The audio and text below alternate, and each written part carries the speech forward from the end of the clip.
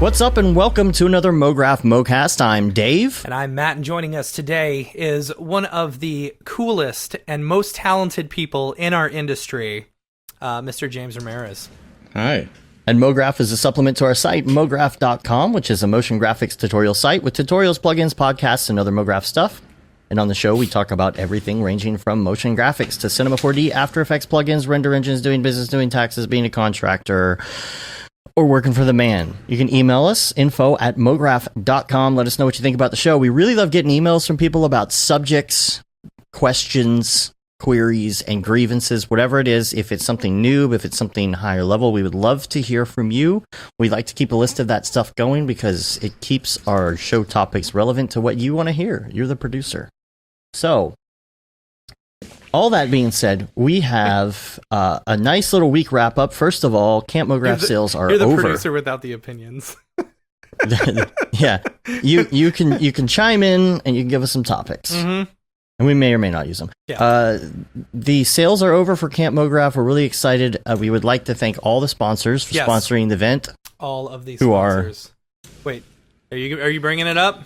I'm not bringing any graphics up, but if you have a list of sponsors. Well, okay, so earlier when you said, I've got a graphic of all the sponsors. I said I'm going to mention the sponsors, so have that ready. I completely misunderstood. That you told me that, so this wouldn't happen right here. Right.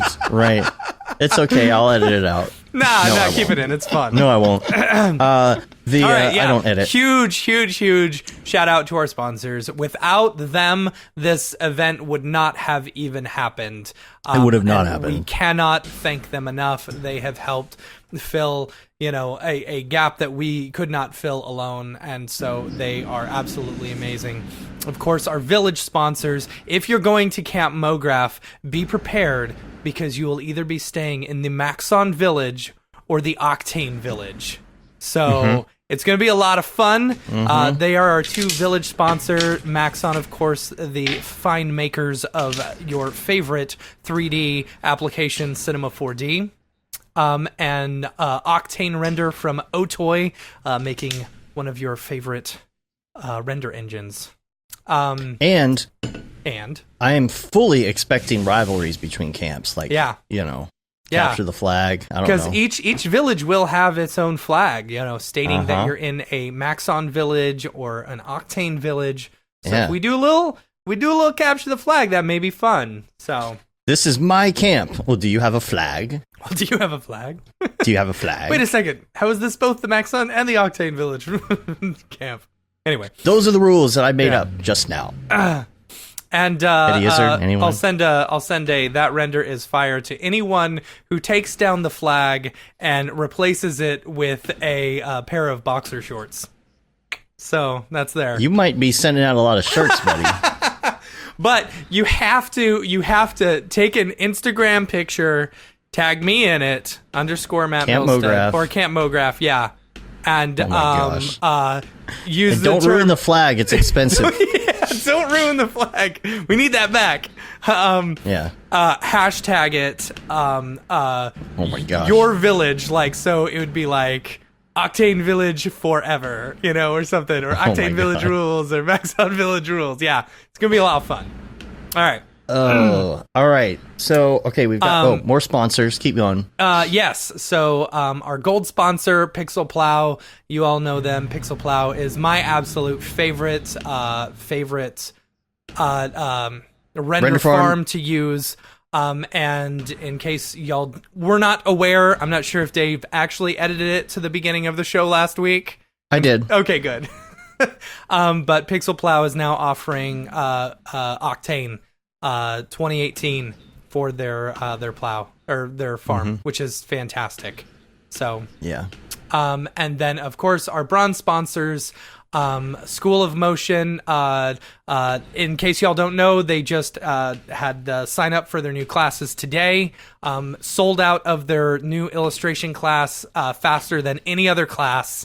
Which so is dope. Insane, which is great because I can't remember what her name is that teaches that class. I follow her on Instagram. She's totally killer. So that's yeah. No, I'm sure it's an awesome class. And then Insidium, Another one of our bronze sponsors. They are, of course, the makers of the purveyors of X Particles. Is that what it is? I don't know if that's correct. X Particles and Cycles 4D. And I believe they were up to date on everything, and their R21 plugin is already out. Yeah, I believe. that's what I hear. Is awesome. So that's what I hear. Great. AE scripts and AE plugins, all your favorite AE plugins and stuff like that. Great place to pick up all that stuff. And of course, Sarah Beth Morgan. Sarah Beth Morgan, That's right? right. Yeah, she's the one who taught the Illustrator class. So, Yes. yeah. And then Red Giant, wonderful folks over at Red Giant. We love their products, especially their VHS filter in Universe. Heck yeah. Heck yeah. Heck yeah. So, and then they're... Use it on that all at Camp Mograph material. Heck yeah, dude. Yeah. Camp Mograph. Is that it? Is that all of them? That is all of our sponsors. That is all of them. Huge All right. shout out to all of our sponsors. And of course, Mograph.com and Monday Meeting, who are basically sponsors because we're putting this whole thing on. Yeah. And also, speaking of Monday Meeting, they had chat on the show this morning. Mm-hmm. So if you didn't happen to come in on that and check that out, I'm sure Mark, you can probably chime in here, tell me when that's going to be posted. I know it's super busy, but if you want to check that out, I think that will be coming out on the podcast version of that. Super cool because he breaks down the new material pack that's going to be coming out, which is awesome. Mm-hmm. He showed me a couple of those images during SIGGRAPH. And just so cool. His whole process and all the stuff he's doing in substance material is amazing. Yeah. And wanted to mention that next week is episode 200. 200. It's the 200. We will be live I never thought from. we'd make it this far. Yeah, man. There were times. It's nuts. There are still weeks that I want to give up. There's. It's been 4 years, I guess. Then approximately. Man. We've been doing this for 4 years. That's insane. For 4 years, yeah. And we're going to be live from Camp Mograph. And I put that in air quotes because that's the little set I designed called Camp Mograph. I'm going to have to put the real logo on it. Last year we didn't have our official logo. Yeah. So I'm going to have to put the real logo on the flag. And we're going to have David and EJ on. We will be doing the obligatory call-in show. Yay! Which, talk to the audience. It's gonna be tough because the next day we have to have it all posted and edited and pack up, and then the next day leave for Chicago and do another show the next day in Chicago. So there will be 2 live shows in a row. However, if you are a listener who listens to just the audio version on iTunes, which I know that is 99% of you, you won't get it until the regular time the next week. Mark, we're doing 201. 201's at half res. Yeah. So, Dude, we're doing so much traveling over the next month and a half. Oh, absolutely it's insane. It's nuts, but it's going to be fun. Yeah, it's going to be a lot of fun. Yeah, I'm going to be ready to rest afterwards. And by the way, last week after you called us out for like the full partying, and I said no, don't say that. My wife listens to the show. As soon as she heard that, she called me up and she goes, "See, I told you it was just a party the whole time." It's like, no, you don't understand. Yeah. Ah. Getting paid to play. Yeah. You know? What can I say? Mark says I should eat 200 milligrams of edibles for episode 200. 1 milligram for every episode. 1 milligram for every episode. Yeah. Do it, dude. Oh my god. Do it and then call into the show. No, he's saying I should do that. Oh. I thought he said he should. Yeah, but Dave, of course, do that. If I had 200 milligrams of edibles, I might call into my own show.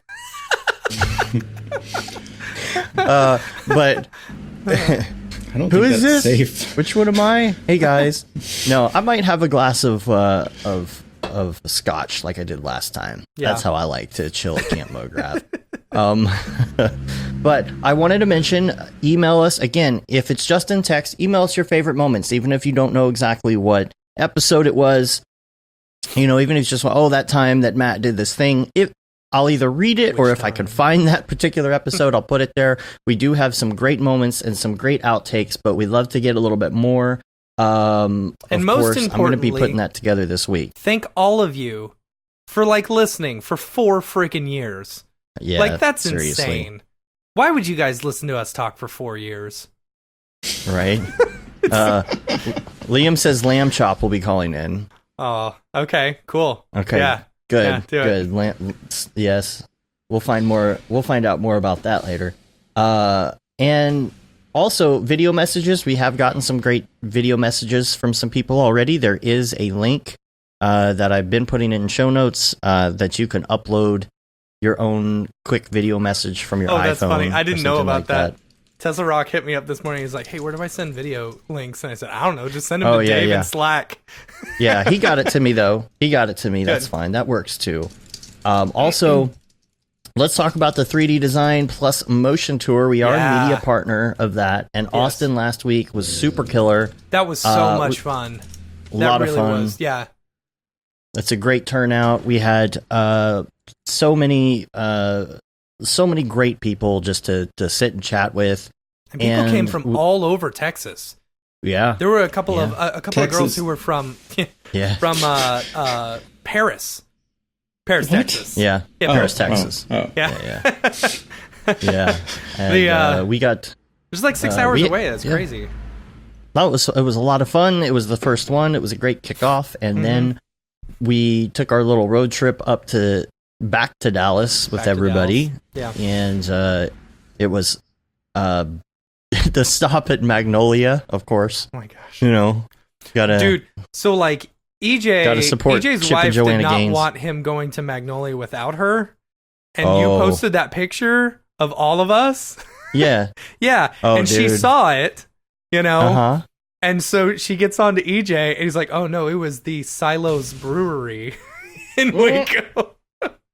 And so then, like, my wife and Melanie are talking, and like, she's like, "Oh yeah, I was gonna be really pissed at him if he had gone to that, to Magnolia without me." And Amy's like, "I don't know what to do here." I was like, "Just don't say a thing." Hope she doesn't listen to the show. I felt real bad, but no, she knows now. She knows. Oh, okay. Yeah, you blew it, Dave. Yeah. Hopefully you got her something very expensive from there as a souvenir, and that will make everything better. Like a candle, because everything is expensive there. I got a bucket, and it was $45. Yeah. Anyway, so the Dallas meetup was also great. This was a DFW C4D beer meetup, which was different than our usual one, and we had a blast. So many people showed up. I was surprised. At 6:30, there were a lot of people there already. Yeah. Like right at start time, which that doesn't usually happen. Very cool. And Matt, you and I are talking about making this a maybe monthly or every 2 month thing. I want to make it a monthly thing. Yeah. Yeah. Like we'll still do the semi-annual, big DFWC 4D meetups. But this would be, I liked it so much, and I had so many people come up and say, "Dude, this is great. We should do this more often," because it's just a little get together of motion designers. It's cool. Exactly. Yeah, exactly. But that was a lot of fun. The 3D, if you go to 3dmotiontour.com, you can see where all the different cities are to get more information on tickets and all of that. Let's see who we've got coming up. James, what is today anyway? You were at the convention, right? Yeah, in LA. Convention. Okay, yeah. Mm-hmm. For some reason, I thought that was another 3D motion design tour. No, that was the Lightbox Expo. That's right. Yeah. Right. So on September 10th, the tour is going to be where? Montreal. In Montreal. That's tomorrow. Yeah. And the panel is going to be. I guess I could bring this up here as well. I got it. You've got the panel here. You've got Noseman, Victor, who goes by Weight of Thought, Chad Ashley, Robin Hadow. Now, I haven't met. I'm sorry, I don't even know how to pronounce his name. Arnaud Mellinger. I'm sorry if I mess up that name. Seems and close. Charlie Leroy. After that, you've got. Toronto is going to be September 12th. Let me go to that real quick here. And you've got Noseman, you got Smearballs, Joshua Mitchie. Haven't seen him in a while. I know. Nick Campbell, Robin Hadow. And then in Chicago, which is September 14th, you've got Noseman again. Man, Noseman's making the rounds. Yeah, Chris Schmidt, Chad Ashley, Mitch Myers, who we haven't seen Mitch in a while. Yeah. Missed that guy. And then Duarte and Jake, who are from Swarovski, they're a great pair. They're so fun to hang nice. out with, hilarious. Yeah. And Like you see and those then- smiles on the page, you know, that is generally them. Yeah. Like that Right. that is their personality, straight Well, up. even their presentation, they were just like so like happy to be there, and yeah, they're Totally. amazing. Totally. Great people. September 17th, they're going to be in Seattle, but I don't think they have. I know EJ's going to be there, but they don't have the full panel lineup on there yet. That's a little ways out. But we're just going to give an update on those so that every week, if they're coming close to your city, you can catch up with them. If you want to get a ticket, it's really great because you get almost like $1,000 worth of software or so worth it. previews or whatever it is. Just the I forget what everything is. I should probably have a list up for that, but I know you get like 3 months of Cinema 4D to try out.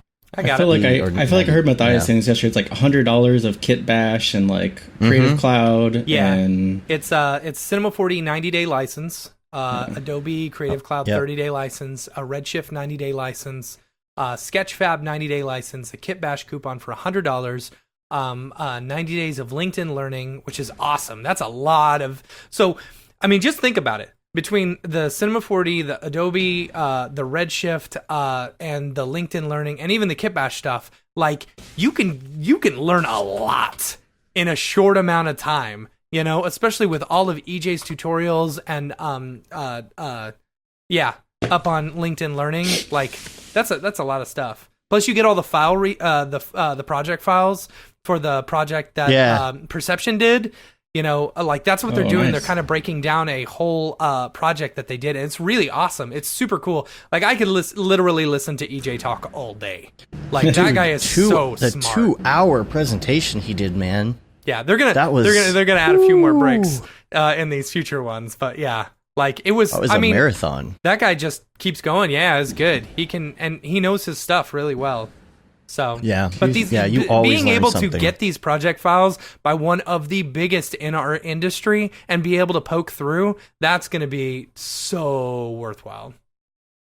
Anyway, and you can use the code MG3DMT, and so MG is for Mograph, and then their event does, by the way, use the hashtag 3DMT, M as in mom, so 3D Motion Tour. So use the discount code MG3DMT to get 25% off. Did I get that right?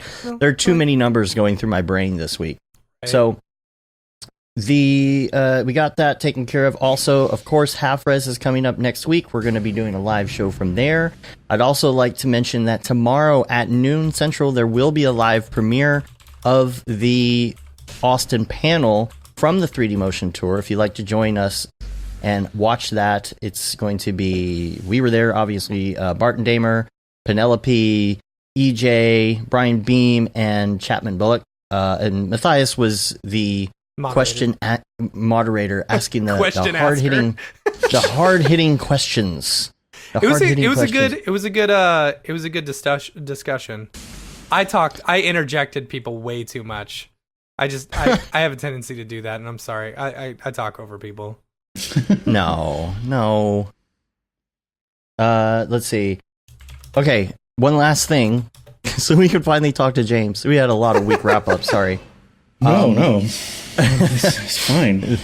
The good news here, the fun new news here is our episode that we are going to have on October 28th has now turned into an epic panel discussion. Oh my gosh, this thing is going to be insane. It's going to be great. Like Ryan Summers was tweeting about the economy and freelancers and things like that and its effects.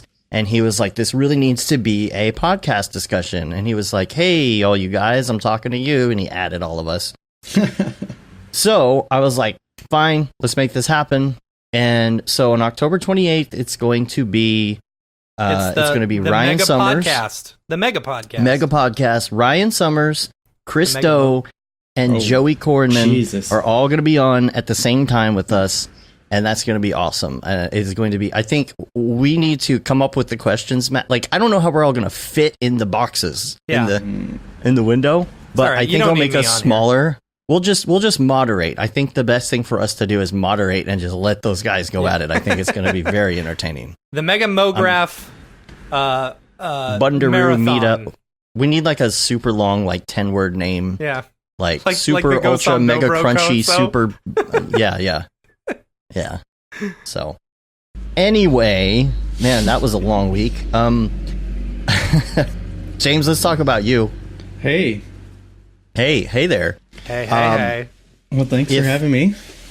Yeah, man. Yeah, if people haven't heard of you before, they should have. And if they haven't heard of you, they at least know your work. I They can do know guarantee you your a good work. majority of people know your work. Yeah. I feel like I've been living under a rock for a while, so if you haven't heard me, it's fine too. Well, you did the entire ending to the Spider-Man, into the Spider-Verse. I co-directed that at Alma Mater with Brian Ma, and we had a really fun team on that. But yeah, it was that's pretty much like your dream project, right? That you land into that you aren't expecting. Especially one that does so well. One. And two is incredibly popular in our industry. Like I don't necessarily. I hear people talking like just outsiders or whatever talking about how good the movie is. But I mean, to just make waves within our industry about how amazing it is. Like I've yet to meet someone who didn't like the movie.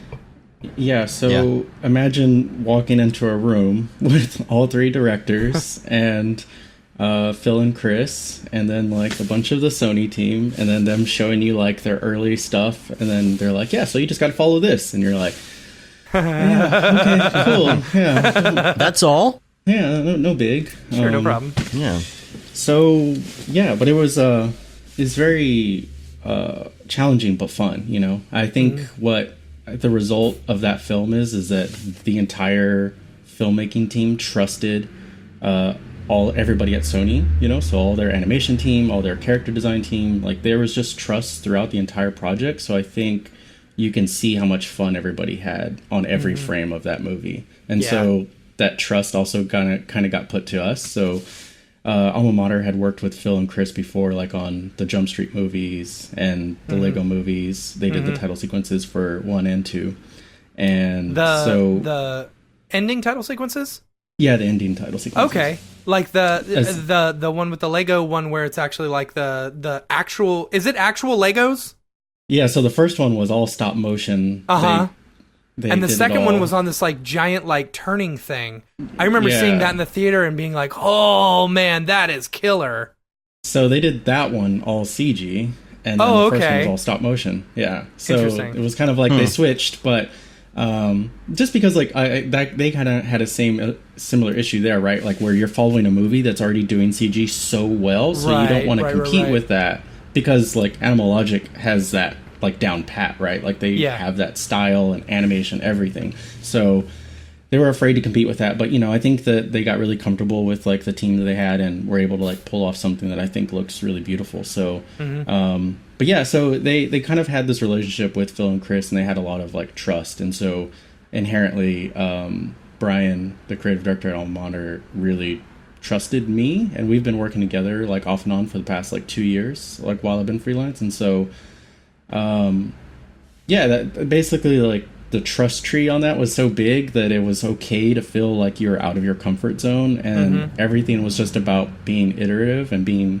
how to make it better, funnier. So it was such a tremendous like project to be a part of. And like, I mean, my favorite thing honestly was like getting to see that film develop over like from, I think, I probably first saw a rough cut in May of last year, and then we kind of worked off and on, and then we really that's what I was going to ask you, like how much you got to see ahead of time to kind of get an idea of where you're going with it. No, it was, I mean, they sent us a script, and then we did our pitch, and then it was just us pitching though, so it was kind of like just, hey, we want you to work on this, so pitch. Brian pitched 2 directions and I pitched 1 direction. And they were really happy with everything, and of course kind of did the client thing of like, we love this from direction 1, this from direction 2, this from direction 3, so we had to figure out how to like combine everything. But Yeah, so we saw a rough cut in like May, and by rough cut I mean there was like storyboards and there were sections like you could see. It's interesting to get like the peek behind the curtains where you see like the shots from the trailers that are kind of dropped in. You're like, oh, that's a finished shot, or it's really close. And then you kind of get a bunch of storyboards and stuff, and then previs and all of that. But that journey of the film over the time was just like, I mean, I'll treasure that experience. Watching this stuff that it was going to be as popular as it was? Like, from the trailer, when they first dropped the first trailer, I think the response, I mean, that was way before I knew I was going to work on it. And like, I thought it was amazing looking. And everyone in the animation community kind of had a response of like, oh, this is interesting. What are they going to do with this? It looks so different. Yeah. And so I had an idea of like how crazy popular it was going to be just because they were pushing it. But as it progressed and as I was seeing more and more and more, like they were just doing stuff that, I mean, was amazing. They were just like really pushing it. And so, by the time they hit the third act, I mean, it was just like bananas and like so many colors and like outlines and so many like different styles and the animation. And it was like so intense. So it was really, that made it really hard to follow too, because you had like the third act is so intense. And then you had kind of like a breakdown period of Miles where it's kind of just recapping his like, his one last time story, and then it kind of goes to our sequence. But it was interesting to find that pace with the filmmakers of like what felt like a good visual break, so it wasn't overload, because you just got completely overloaded from the film. Yeah. But also you still want to like explore things and kind of live in the world that was just introduced to you. Yeah. I think it's really interesting, like, that they, at least, and this is completely off topic, but you talk to so many people and so many different studios that are doing these ending title sequences or beginning title sequences, and you can notice that the style is similar, but also they have their own style going into it. You know what I'm saying? Mm-hmm. I don't know. No, I think it's interesting. Like there's like, it really depends on the director, I feel, because there's things that the directors feel safe doing. And so, like, there's directors like David Fincher where he really doesn't want to deviate too far, right? He only wants stuff that reinforces his narrative. And then you have, like, directors who don't want anything. They're just like, just put white text on black and I'm good. Yeah. And you have other people who are like, no, let's, like, this is an opportunity to, like, explore something, so let's explore narrative. And so, especially depending on whether it's, like, on the heads or tails of the film, you have to kind of figure out whether you're introducing the audience to some of the narratives, or at the end you're kind of like, usually people kind of fall into the safe thing of like doing a recap or something like that. But there are kind of like the fun moments where you get to kind of just explore stuff, and I think those are kind of the directors that like title sequences and want to just play with the medium, or to see what happens. So how do you pitch something like that? Yeah. Like, and did you, going into it, had you had or you hadn't seen any of what they had done so far? We had read the script. Okay. And my memory's terrible, so I'm fuzzy on all the details, but I can't remember if we watched the rough cut and then pitched, or if we read the script, pitched, and then saw the rough cut, something like that. But it was like, as soon as I knew that we were going to pitch, I kind of jumped into research. So I wasn't kind of very familiar with, I'm not a huge comic book nerd, like in the sense that I'm not avidly reading all of these and getting them weekly. Yeah. So my first thing was I signed up for like the Marvel subscription on the iPad and just like dived into all of the Miles like Spider-Verse stuff. And I just like, glanced over the entire story, got, familiar with the characters and like their reason for existing and all of this. And there's also an inherent style that they were pulling from that kind of that world too. So I wanted to just like see what they were doing. So my approach was to like research comics and, because their main shtick was like, we want to deconstruct the comic book world. How do we like do that in a visual way? And so we knew that was the source material and they wanted to be true to it. So it was like, start there, pull from that world, and then figure out like a style to do. And then immediately, like my head is like, I'm not a character animator and I don't know how to do character stuff, so I'm gonna do something where like the characters are not moving. That, like, I knew that from the start. Like, that was my, like, I knew that. And so, like my old boss said, if you can't fix it, feature it. You know? But it was like, in my head, this kind of leads to a number of things on my part being naive, but I was like, well, their film already has a bunch of amazing animation. We can just use that and celebrate it. And so we'll just ask them for stuff. And so that's me being naive, and I'll get back to that. But so we basically created 3 treatments where we're like, okay, this would be a good, like, after, you know, the third act wasn't there when we were like pitching those, so it's tough to know how to start your sequence when you don't know how the movie ends. Yeah. So we kind of figured out, like, okay, well, Miles is definitely like Spider-Man by this point, so we'll start with that, introduce him, introduce characters, the cast, and then, you know, just kind of explore that.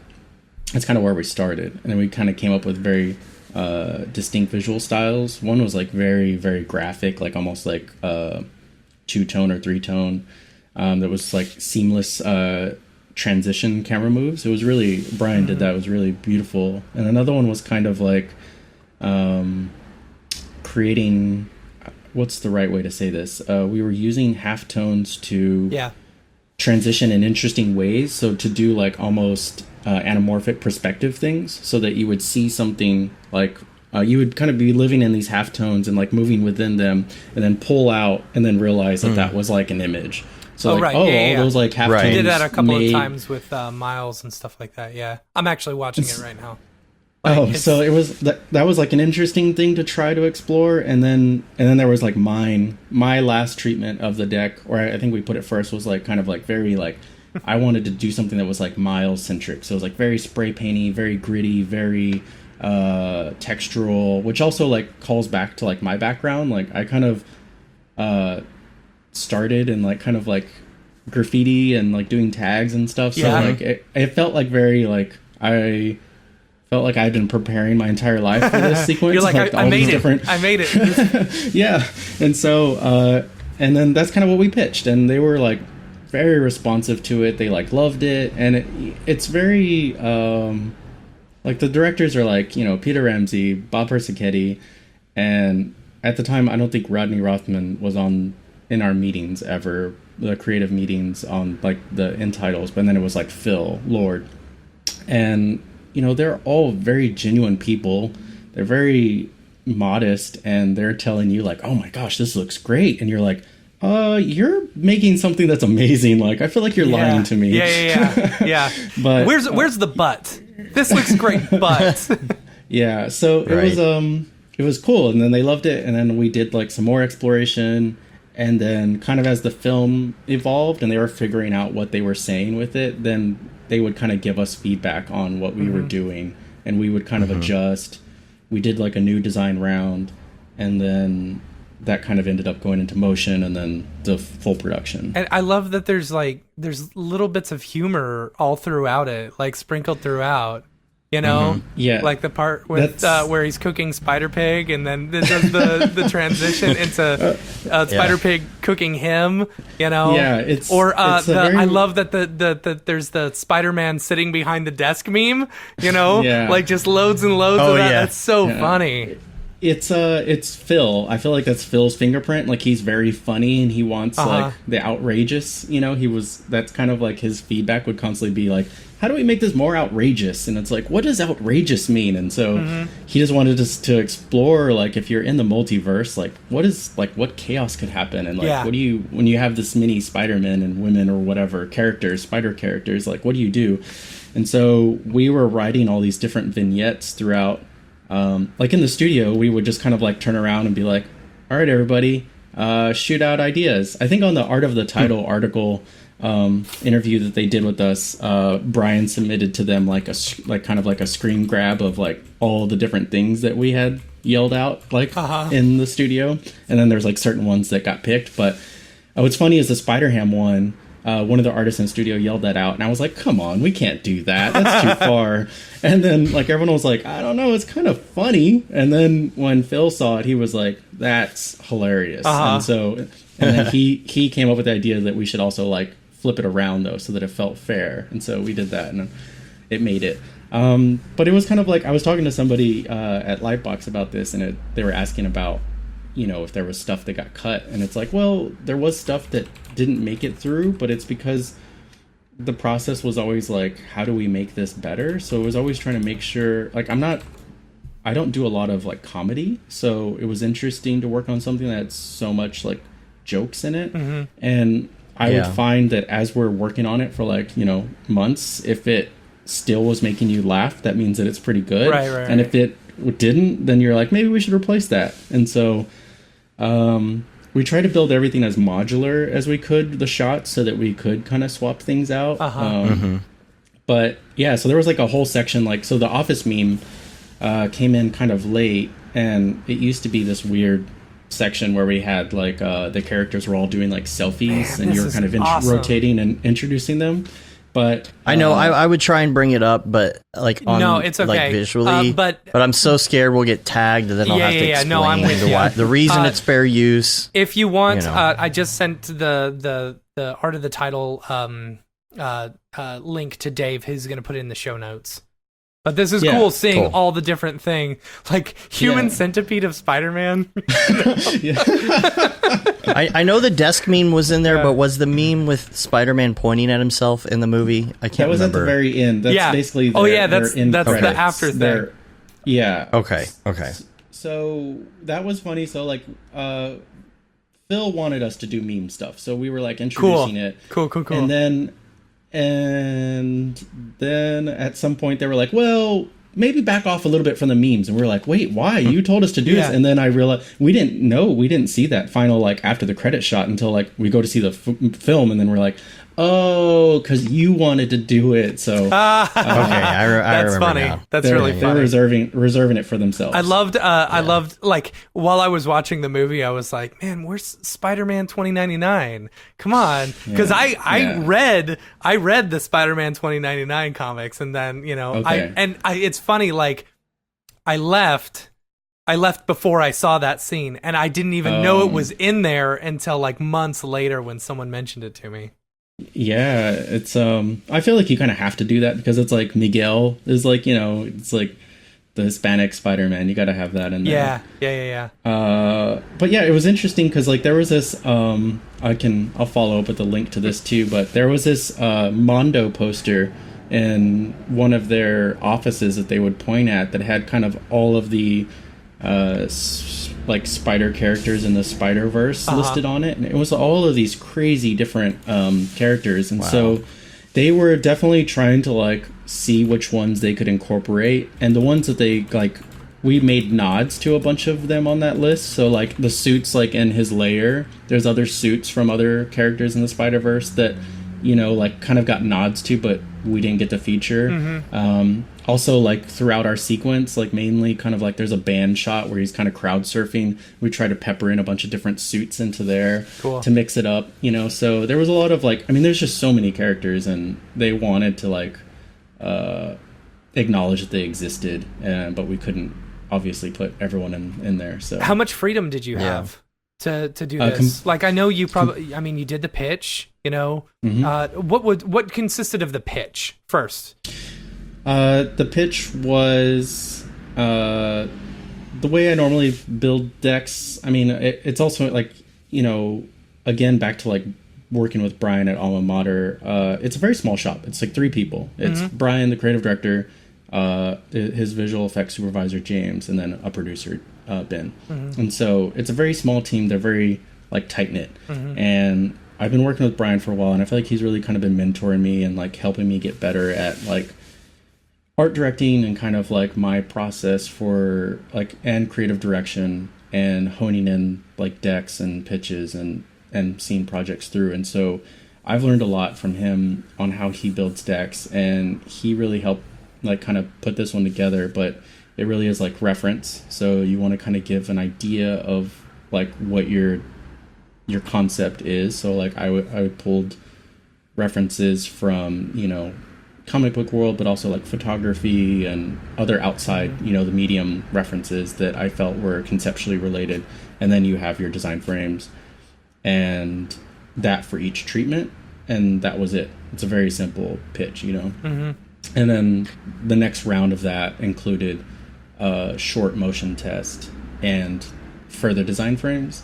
And then the last round was basically we kind of revised all of the design approach, and then we both put together boards for the final, basically, or style frames for the final.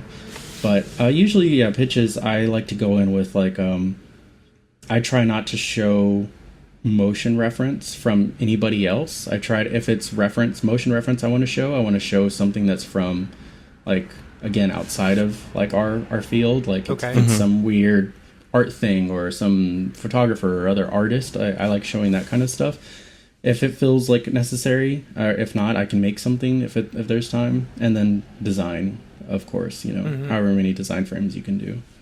Yeah.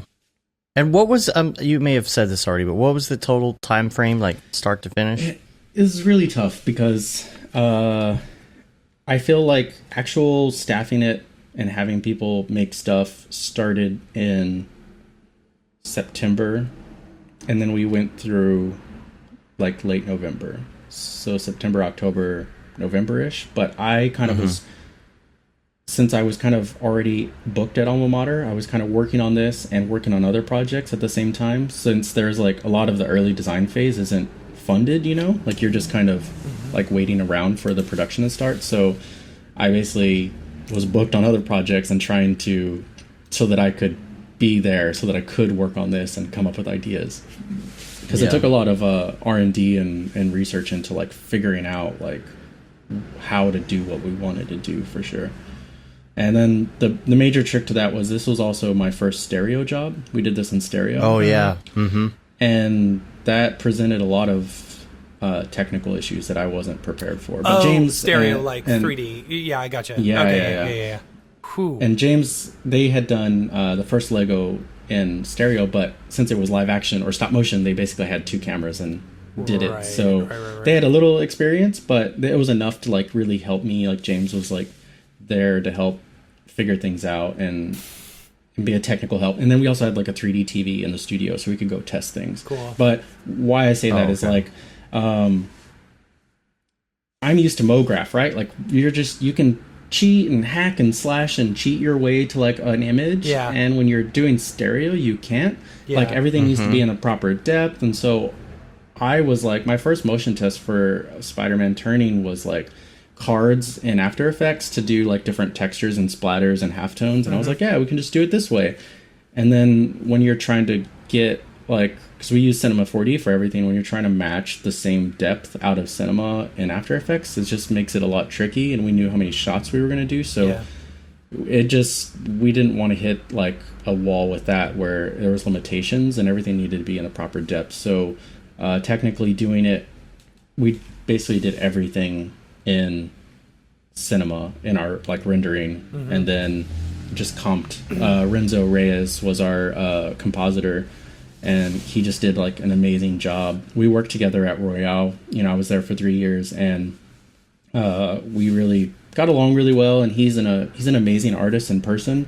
And I immediately knew, like, he's a huge comic book nerd, and I knew immediately, like, when this kind of popped up, I was like, oh my gosh, I really want Renzo for this. And he was still staff at the time, then he just happened to be going freelance, like, right when this was going to start. And so it just like timed out perfectly, and I was able to get him, and it was amazing to have him because we have such a shorthand between each other that like I trusted him, and like I could give him things and be like, here, this is what we're thinking, and he would come up with solutions. And he could also jump into Cinema and like make things and like help like doing takes or whatever. So he was a huge asset. Like, you know, I was really lucky to have him. And then we had so it was just like fun figuring out how to make everything come together. And it mostly was like, you know, just rendering a bunch of passes out of like Cinema. I showed this kind of like during my Mograph talk. And then, you know, like bringing it all together in comp. But the tricky thing, definitely if you get a chance to watch it in stereo, it does actually, it's all really in stereo, and it was really tricky, but we did it. There was a lot of stuff that was also challenging because we wanted a really like heavy printmaking look, and so we were actually batching some of the diffuse passes in Photoshop with like this plugin called, I think it's like Mr. Retro or something. Okay. And it basically creates like a kind of letterpress look, but it ended up like trying to not get that to flicker because it's just meant for like single frames. Oh yeah. Trying to not get that to flicker, and then also doing a left and a right eye for that like proved to be very tricky. Geez. But when you get those things that's like in one eye but it's not in the other, and it makes you your eyes like freak out. My eyes at the end of this, my eye was gonna just get rid of stereo stuff. My eye was literally twitching by the end of this project. I couldn't I was just like I needed a break. But because we'd also look. You could look in cinema in the viewport. You can do stereoscopic to see red and blue, so you could just check your depth. But staring at that with like red and blue glasses when you're like exhausted is not the best on your eyes or brain. And then when you break things and stuff is like in the wrong space, it just really like it's funny to like walk over the TV and just hear someone go, "Oh," you're like, "Okay, I'll fix that." All right, back to the drawing board. Yeah. Do you think that's what I was going to ask too, Matt? Do you think that the stereo stuff's going to just kind of fizzle? I can hope. One can only hope. I am surprised that it has lasted as long as it has. Because I just don't feel. I feel like the amount of money that they're spending on stereo just is not worth it. How are they? Nobody watches that amount? it at home. Yeah. It's extra work.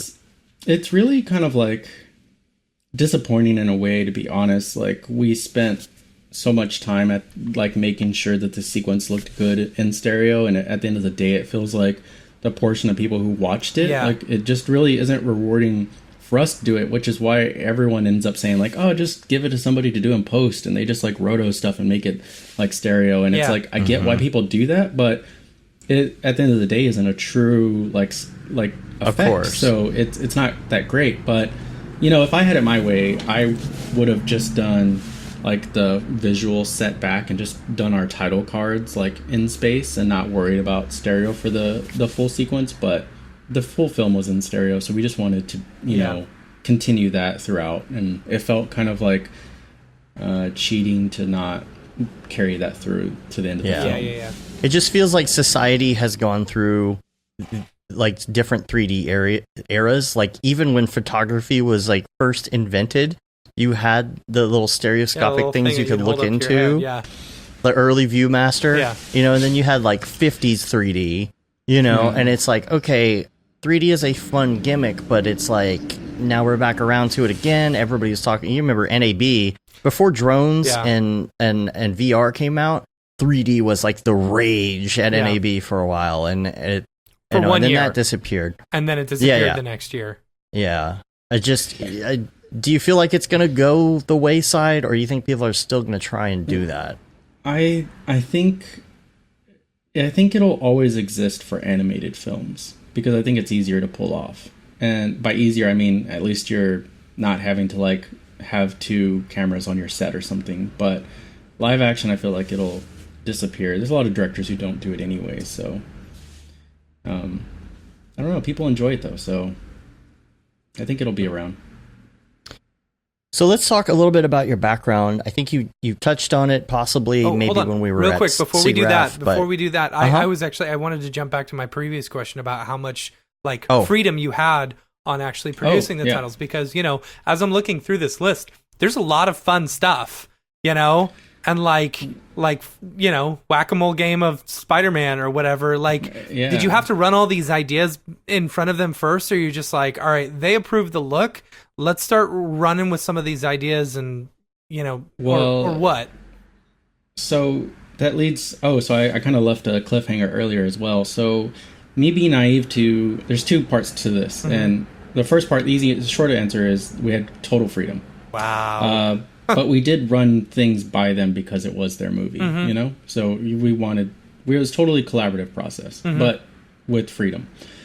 And my naive part is that back to like, Sony was such a huge help because they gave us all of their assets from like, I would basically just watch updated cuts and then say like, they all had shot numbers, and I'd be like, hey, I want that character from this shot, this character from this shot, that's this character awesome. from this shot. So they were just giving us a limbics from anything I wanted. But like nice. That also meant that we ended up with like, I don't know, like 800 gigs or something of like just character animation. It was amazing though. But so here's my naive part, is that I was like, oh cool, we'll just have a character swinging and I'll just rotate the camera around him, do whatever. And I didn't realize that everything was being animated like per frame for camera. So say you had Miles leaping at camera and you're like, oh, that's such a cool shot, I'm just going to rotate around that. Well, you would go to the side and you would realize he's really exaggerated, his proportions are like changed, his head is really big and his feet are really small, because to get these like comic book poses, they're fake. Like if you look at like a comic book, I didn't know that. It's all just cheated. So everybody, all the characters, there was few and far between actions where that you could take it and move around it, because most of them were camera specific. So that was a big saving grace, but it was also a limitation, right? Because you wanted to do different characters doing things, and then how do you like relate them? Because back to my original pitch, I was thinking they're all the same characters walking in the same shoes in different worlds. So I always wanted to carry that through. And so there was things like every time they introduce a character, they always kind of have the same intro. They kind of run across, they swing and jump. So there was elements like that where we could build the beginning of the sequence where like they're introduced to like running and popping on. And I was you're able to get away with things like that. And then there was other moments that are so specific that you're kind of locked in. But like Noir was like, his cape was hand animated. It wasn't just like dynamics or something. His hand cape is just like mass shapes basically. Penny's face is all 2D on a like kind of 3D model, so she's all like anime style and hand animated. And then Ham is entirely like hand animated per shot he's in, because he's such a weird kind of like Looney Tunes style. Yeah. And so like the other characters like Miles, Peter, and Gwen were pretty like safe, and the robot like SPDR were like pretty like friendly, I guess I should say, a little bit more friendly. But the other characters were really like unique, so it created a interesting creative problem solving to figure out. But yeah, so we why I get into that though is like, so as we're coming up with things to do, I was building it all around like sequences from the film, right? And then as we get towards the end, like Phil's like, well, but what if like, let's get crazier, more outrageous, and what other scenarios we could come up with? And we're like, well, we can come up with things, but we're gonna need help, like custom character poses for this. And so it turned into like this kind of like intense thing, because they're trying to finish their film, and there's us like, small little shop over here be like, hey Sony, could you like put two Spider-Men like posing on a log, and like these kind of ridiculous questions, and then they're like, wait, what do you want, why do you want that? And so but it was like trying to find time to like do that. I didn't even think about that, because there's a lot of that.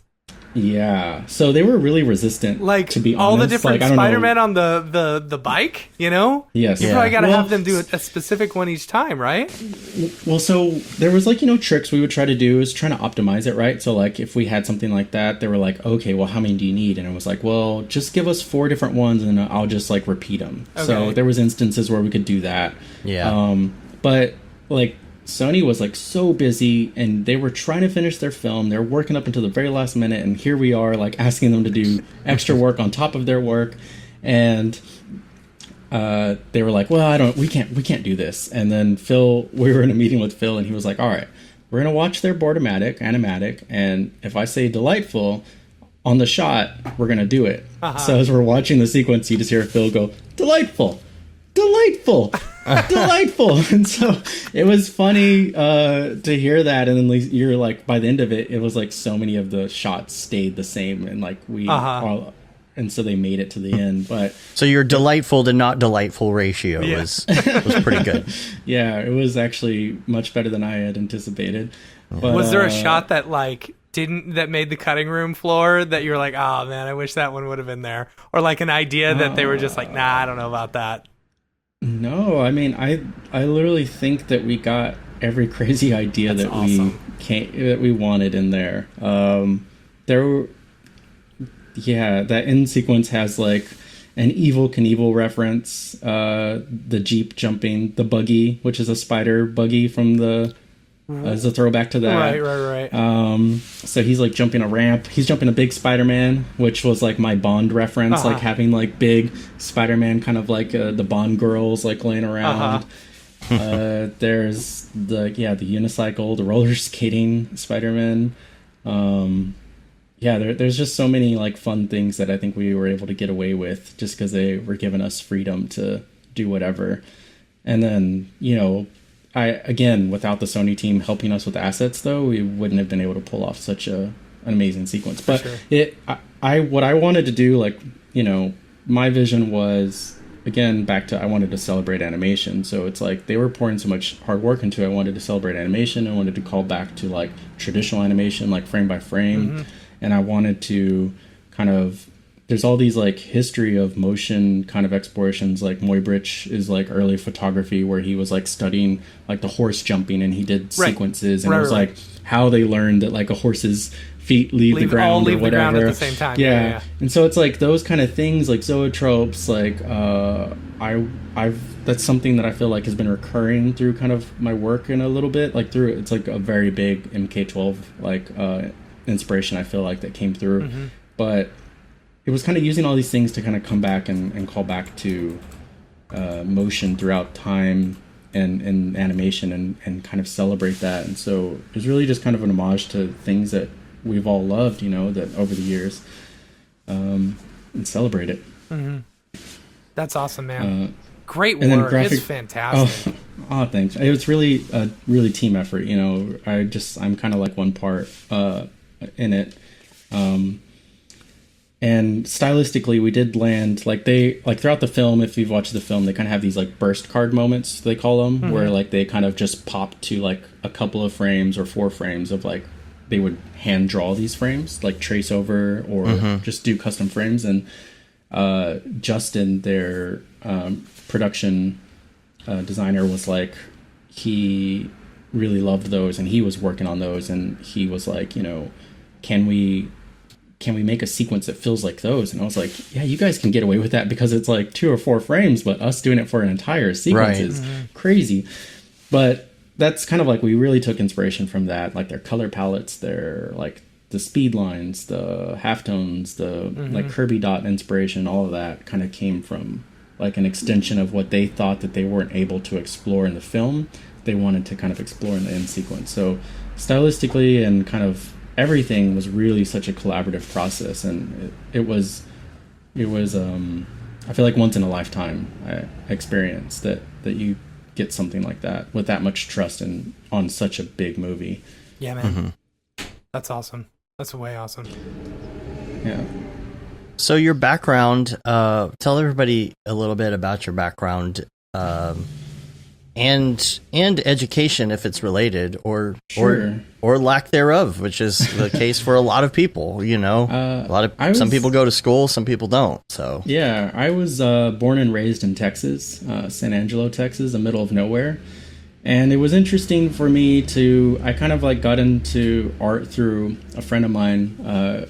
He was actually my brother's friend because he was older than me, Carlos. And Carlos was, it was a really small town, but he was really influential to me because he would go outside of our city and bring things back. He kind of was the one who brought like hip hop to our city. So he would go out to Austin and come back with like, I'm going to get turntables and I'm going to start DJing. And then he like went to like Dallas and like was like, I'm going to do graffiti.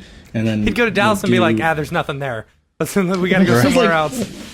Well, back in the day, it was like Deep Ellum was like super popular, Yeah. And so there was a lot of culture and stuff, experimentation and art thinking that I got from him. And so like kind of in high school, I started getting into art. And then there was like a portfolio class at our local museum with like 3 students that I took up.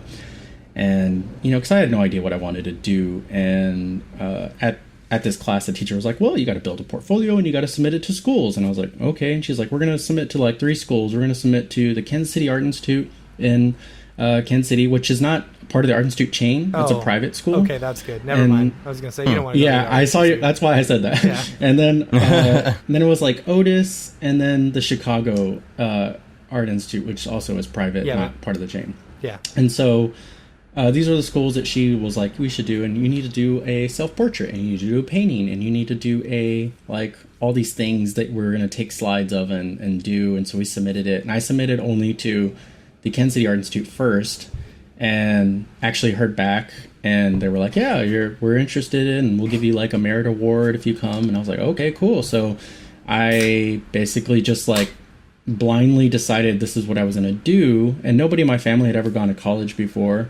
And my mom, for whatever reason, didn't tell me no. Like, I find it very surprising for her not to be like, what do you mean you want to go to art school? Like, what are you going to do with that? And like, no one like shot me down, and everyone was like, sure, okay. Like, we don't have any family there. You're just going to move to Kansas City, Missouri? Like, okay.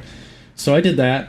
And then while I was there, at that point in my life, I was already like really interested in computers. And like I said, and like, unbeknownst to me, graffiti is basically typography, so I was doing typography. I just didn't know it. And I was already doing computers. I was doing like Flash animation, and weren't we all? There was a lot of, yeah, but it was like the big influencers were like, you know, PressTube used to do these like very interactive, like cool, like almost like frame by frame animation stuff that was like really interactive. You could move your mouse around and it would like animate each frame. Mm-hmm. And there was like you know, PlayStation and Too Advanced. And it was all these things. I was learning about animation without realizing that I was learning animation, just because I thought it was cool. Right. And so I was into like this type of animation. And then when I went to the Kansas City Art Institute, after my first year, I go into like my program, which is like photography and new media, and they're like, oh, well, there's a group here that, you know, they came to school here. A few of them came to school here. Now they started a studio. You should check them out. They're called MK12. And I was like, MK12, what? Yeah. And so like I was so like ignorant to like this world. And then once I looked them up, and I was blown away. And so I was like, cool, I'm going to learn After Effects then. So I learned After Effects and started doing motion stuff. And then luckily, there was an adjunct professor who came on to campus, my friend Scott Peters, who was teaching Maya and After Effects, and he really introduced me to the drug that I got addicted to. And I ended up like doing an internship with MK12 my junior year.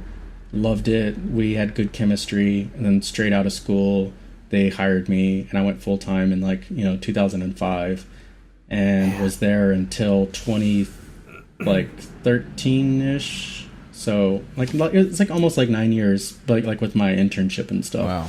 Yeah. And it was amazing, because it was a world that I wasn't really familiar with, and I always feel like an odd duck when I come into this industry, because there's a lot of people who got into this because they were like so interested in filmmaking, and like so many people were like, I remember the first time I saw Star Wars and I knew that's what I wanted to do. Mm-hmm. And like I never really had any of those like aha moments for me. I didn't, like, nobody in my family was really into like art or understood what, like, how films were, mm-hmm. you know, this like medium or anything. So it was I feel like I was getting into everything late, but learning it through a different lens, because I just was like an outsider. Mm-hmm. But you know, the interesting thing about MK12 was that they always call themselves an artist collective, and I didn't really understand that until after I left. But they are very much filmmakers who happen to use After Effects and 3D as their like right. you know, medium of choice. Right. But mm-hmm. their attention to story and everything really kind of resonated with me in a way that I just hadn't experienced all that before. So as you're getting to college, and you're just kind of like, that's when your world opens up, right? Because you're so contained within your family and your bubble, and then when you get to college, your kind of mind is opened up to all these different mm-hmm. things. And so in my, you know, new media department, getting introduced to like installation art and sound artist and just like visual arts across the board, it opened up my mind of what you could create and why you could create it, and mm-hmm. how there was like so many things you could create. And and then being with them, and kind of what I didn't know at the time was like learning how to be a filmmaker. Yeah. And they just happened to do commercial work, but it was like the cyclical process with them where they would do client work to kind of get money to fund short films, which then would like bring in new client work, and then right. it kind of just was like this process. And like that in the Midwest, you can do that because there's not a lot of overhead, and you have like a huge warehouse. They were literally in a warehouse. Well, the second building that we moved into, but both spaces we were in while I was there had like a special like green screen area where we could shoot stuff, and like that's very rare in LA for any place to have like a studio set up like at the studio. Yeah, like that's nobody really has that. You go and like shoot somewhere, rent space. Nobody has room for that. That's interesting. Yeah, it's too much overhead. It's funny because especially in several that of the places that I've worked for here in Dallas, all of them have green screens in their studio. I know. And it's like because real estate's cheap here. Yeah, real estate's super cheap. That's why Barton keeps on buying all these places. You get spoiled because like you would be working on something and you're like a pitch, let's say, and you're like, well, I want to go over to the stage and just shoot a hand so I can like green screen it out and like have it holding something. And like you were able to do these things. Like we didn't use stock, it was like we would just go shoot things, we would scan things, everything was about this kind of like DIY process. And so it was I learned so much from them, and it really kind of influenced the artist I am today by really being around them. When again did you start working for MK12?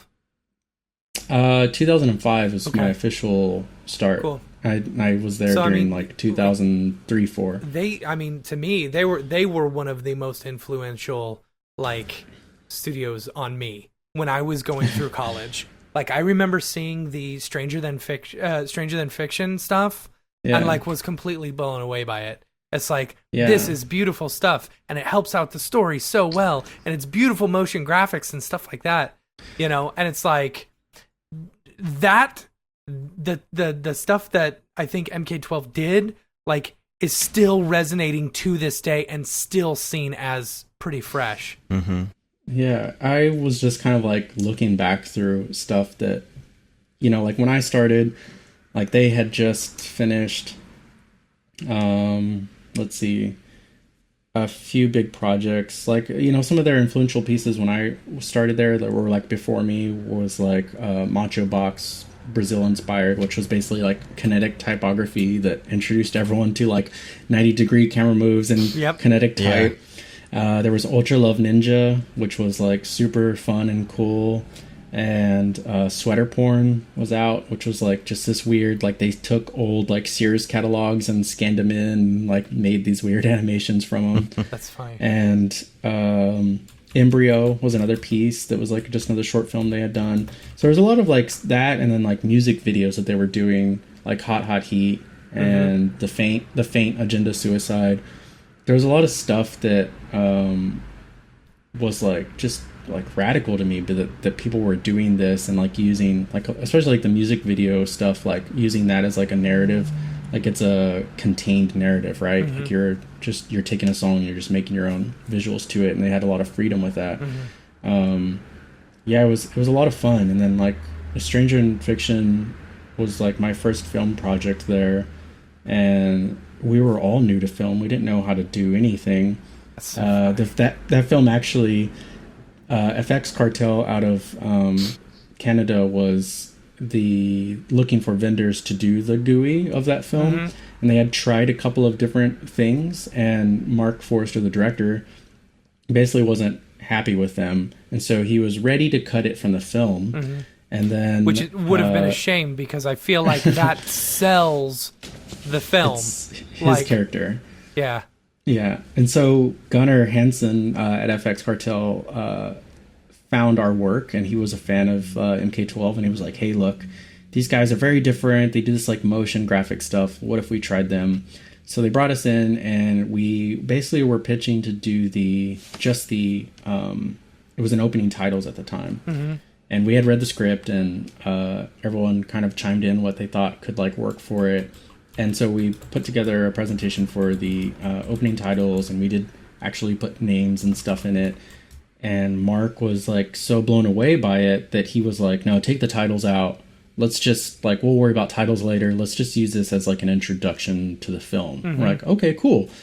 So then we basically explored that and came up with a really like fun sequence, and it was like working, and we built this whole like kind of library of Harold's, that's the character's name, Harold's like world of how his graphics would look, and this kind of toolkit for him. And then it was kind of so successful that Mark was like, okay, well, what if we just start peppering it throughout the film? Yeah. Let's put it here and let's put it here. And then the more that we did that, it kind of turns into like, okay, well, also here, then also here. And there was a lot of shots that didn't make it to final just because we were doing it to like so many. But yeah, it was like, that was also a lot of trust from like guys in Kansas City who had never done like a film before. We didn't know what 2K was. We just had been doing like 725/40 and we didn't know about like LUTs and like color space and like transferring to film and all these like tricks that you needed to do and like prepare your like colors and After Effects and all kinds of stuff. And it was a learning process, but it was cool. And then by the time we got to the end of the film, they're like, okay, we actually need end titles too. So I worked on those with Ben Raditz, and he kind of was like, he was really busy at the time, but he was kind of helping oversee, and he kind of just let me run with it. And I kind of ended up doing, like, I feel like a lot of the end credits with him on that. And then, but yeah, it was fun. Like throughout the design process, we pitched 2 different directions. There was like Kay's perspective, which was the writer in the film. So it was like her almost like editing like a script or something. So there was a lot of like circling and highlighting and marking out. And then there was like Harold's POV, which is what we ended up with. And so like Ben ended up pitching the like Kate's perspective, and I ended up pitching the Harold's perspective with like help from other people in the studio. And it was cool that floated to the top, and then like one motion test sold it, which was his tie. I had done some like numbers attached to his tie. Oh god, it was so good! It was so good. And Mark was like, "Yeah, this is amazing." And like, you know was what? like, oh, really? Before we started this interview, I didn't know that you worked on that, and like now I'm kind of fanboying right now because seriously, that was like, it was so influential to me. And it's like you ask someone if they've seen Stranger Than Fiction, they're like, "Oh yeah, the Will Ferrell movie," but it's like, no, I watched it for those motion graphics, man. They were sick. Yeah. Yeah, it was, I mean, it's funny, like, I know this is how artists always are, but hindsight, like, we look back at it and we were like, we didn't understand why it became so popular, because we were like, it's just simple tracking, and it's just, like, 3D, like, or it's, like, 2.5D text, and, like, why is this, like, and I remember, like, on, I think it was, like, Mograph.net or Creative Cow, I remember somebody posted, like, here's how the MK12 did Stranger Than Fiction swinging type, here's an expression that they probably used, and it uses layer markers to make things swing, and I was like, no, we just animated that by hand. Like, we didn't do anything fancy. It was just simple. Brute force, man. Brute force. Yeah. But, like, that's one of the things that, like, MK12 was really good at, is, like, Ben and Tim, like, could sit together and create these, like, rule sets for the characters and the projects we were working on, and they were able to create these like Bibles for us, these graphic Bibles of like, hey, this is what you can do, can't do, this is how graphics look, this is how a header looks, this is how a subheader looks, and they think about things in a very like systematic way, which from a conceptual standpoint makes everything marry together, because you've like created a system and now things can fit into that system. And that I think is also very represented on our Bond work too, where we worked on Quantum of Solace, and it kind of in a reverse thing where we were brought on by Mark because he was a director to do like UI throughout the film, so do like smartphone, smart table, laptop screens, anything like that throughout the film. And then we kind of like really, of course, these guys being true filmmakers, Bond titles were like their dream, like that was Ben's like bucket list. And so they were like, you know what, we're gonna cold pitch on these titles even though we're not being asked to, we're just gonna do it. And then we did it, and then it got us to the table to a conversation of like, okay, if you really were gonna do the titles, here's the story, here's the script, what would you do? And we put together a pitch, and then they were like, okay, cool. And then Mark sold it through. Like when you have the director on your side, it really helps. Like he was pushing for us, and so we ended up doing the titles too. But it was like a year-long project of doing like, I don't know, 240 visual effects shots throughout the film, and then also the titles. But back to like the system, like again, like the guys really came together and were like, okay, if like MI6 had an OS, like what would it look like, and how do nodes work, and how would information work, and like let's use a color coding system for like the types of information. And I mean, this was back in the day before like I feel like we were all exposed to like how UI would work and like how FUI and all of that. And so it was interesting for me to see them just kind of dissect it and basically create like an operating system. So we had this big AI file of like how you would use a node and like what a smaller node would be, and if you got a voice call, this is what that would look like, and if you had how information collapses. And so there was this whole thinking to it, so that then you could get any shot and be like, okay, this is a phone, this is what the reduced version will look like, or this is for M. She's so important that she wouldn't need to see all this extra data. All she would see is just the very important, necessary information. Versus like one of the other characters who, like, you know, needs to see, like the tech forensic scientist who needs to see everything. Right. So it's like every bit of data.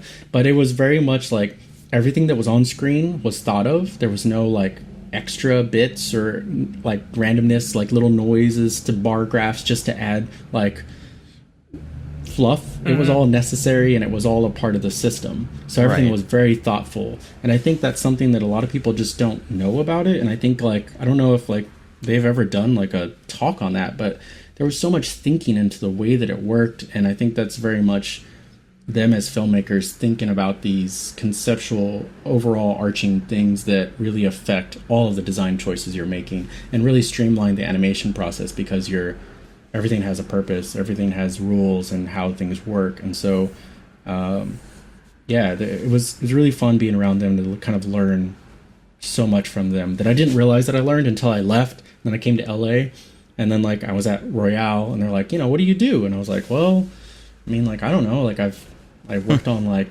I would help on when we were doing green screen shoots, I would help like when we were doing pitches, I would help build decks, I would design, I would animate, I would, you know, it's just all these things. And you're like, oh, you're like a generalist. And I was like, I guess, I don't know. We didn't have titles, so I didn't know what I was. How many people were at MK12 when you were working there? It was like 9 to 10. That's still a really small team. And that's including like our in-house producer, and also like our in-house kind of like IT office manager, extraordinaire guy. And then there was kind of Heather, who mostly did design, Heather Brantman, who mostly did design, but she started learning motion and stuff.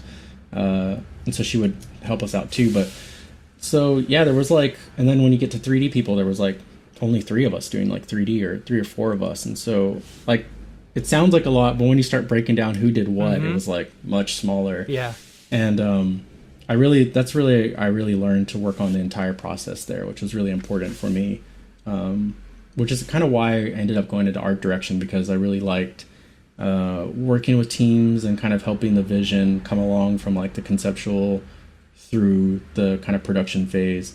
And I just realized that I had so much of that there that it's really what I wanted to focus on. And I was really kind of lucky to land in LA, and then Royale needed an art director, so it kind of all worked out, and I was kind of able to like jump in and do a bunch of different things. And so it was it was really good. There was the team while I was there was such an amazing group of like artists there, that it was amazing to land from like such amazing artists in Kansas City to like landing here in LA. I mean, there was like Mike Humphrey, who was an amazing like cinema and After Effects artist. There was Renzo Reyes. There was Handel Eugene, which everyone now knows because he's a rock star. Yeah. And there's like, I don't know, there was like Tyler Morgan, who's now up in like Portland at Oddfellows, was like, you know, freelancing there at the time. And I can't, like, there's just so many artists who I was able to like basically like learn from, and I just became like, it's just like osmosis when you're around that so much talent. Like, you just kind of like pick up so many things. And even though I thought I knew a lot, it was like amazing to learn that I didn't know anything, because it was such a different structure too. Yeah, like, for sure. Going from like just this kind of like DIY shop to like moving to a place where they had a pipeline, and there was a structure, and there was a hierarchy to the teams, and like everyone had a purpose, and it was very different. You're like, but it was I don't have to do all this now. But I still very much did, you know, like that's just my nature. I like to have my hands in everything. So I find it's better to lead by example or knowledge rather than being dumb. So like, if I know even just a little bit of it and I can talk to people about it, then I was going to say that's way. Probably really good as an art director role, is that because you're such a generalist, you were able to, you know, speak the language, because it sucks whenever an art director doesn't know what the limitations of a certain thing are. Yeah. They ask you to do something that's like 48 hours worth of work. They're like, can you do that real quick? Yeah. Because they have no idea. it's one of those things where, you know, I also want to help people who get stuck, because a lot of time artists get stuck in ruts. And so if you can just jump in and say, like, I don't know, like, you're in cinema, have you tried like just doing this deformer, or have you tried just doing this? And then like it just kind of clicks a couple of wheels because you're like just been so locked in. Was that one of my favorite phrases from college? My foundation year was my professor used to say the outhouse effect, which is like, you've been in the outhouse so long you can no longer smell your own I like it. That was good. Stuff. And I didn't understand it at first. I was like, oh, like when you're just so focused and narrowed in, you can't see like the bigger picture. You're just seeing minutia, right? Yeah. And so when somebody can kind of give you this bird's eye view and then like help you just see these like kind of grander things and reasons, like it helps pull people out of those ruts. And so if you have enough information to like help them, like I'm also really big on like doing like R&D, so I'll do a lot of exploration in various softwares, various plugins, various whatever it takes, even if we're not using that in production, just to show like an idea, like, because I find it easier to be like, here, you know, like I want to build this brain on, and it's building on in pixels, and it builds on in a rotation, and it scales up and everything. And if I can show somebody something, then it's like easier than be like, I don't know, just make it cool and like do it. So if you can do that, I feel like it helps people a lot more, and you're more useful, you know? So I found out how much I had learned from MK12 by being thrown into situations where like I would be around like, you know, freelancers who were like, I just do this. Like, I don't know what you're talking about. I don't do any of that. And it's like, okay. Or like I think it was like the first project when I was staff there was Color Dry, and they were going to do a practical effects shoot for it like over the weekend on a Saturday. And John Cherniak, the visual effects supervisor at the time, had built a shot sheet for this place to do shots, but nobody was going to the shoot.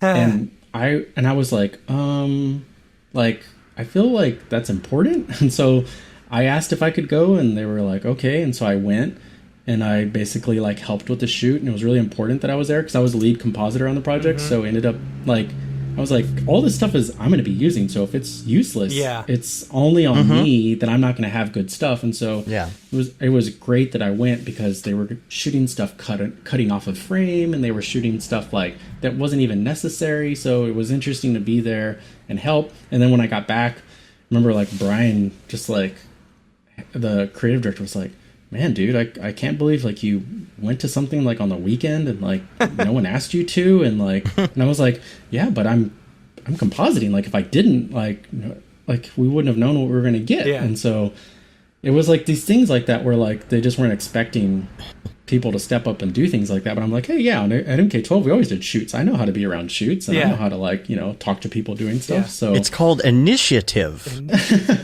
So you learn all these little things that you've picked up over time that you just don't know that you've picked up. And so it was a fun transition though, for sure. That's rad. Yeah. Man. That's super so it makes rad. you valuable, you know? I like to feel valuable. Yeah.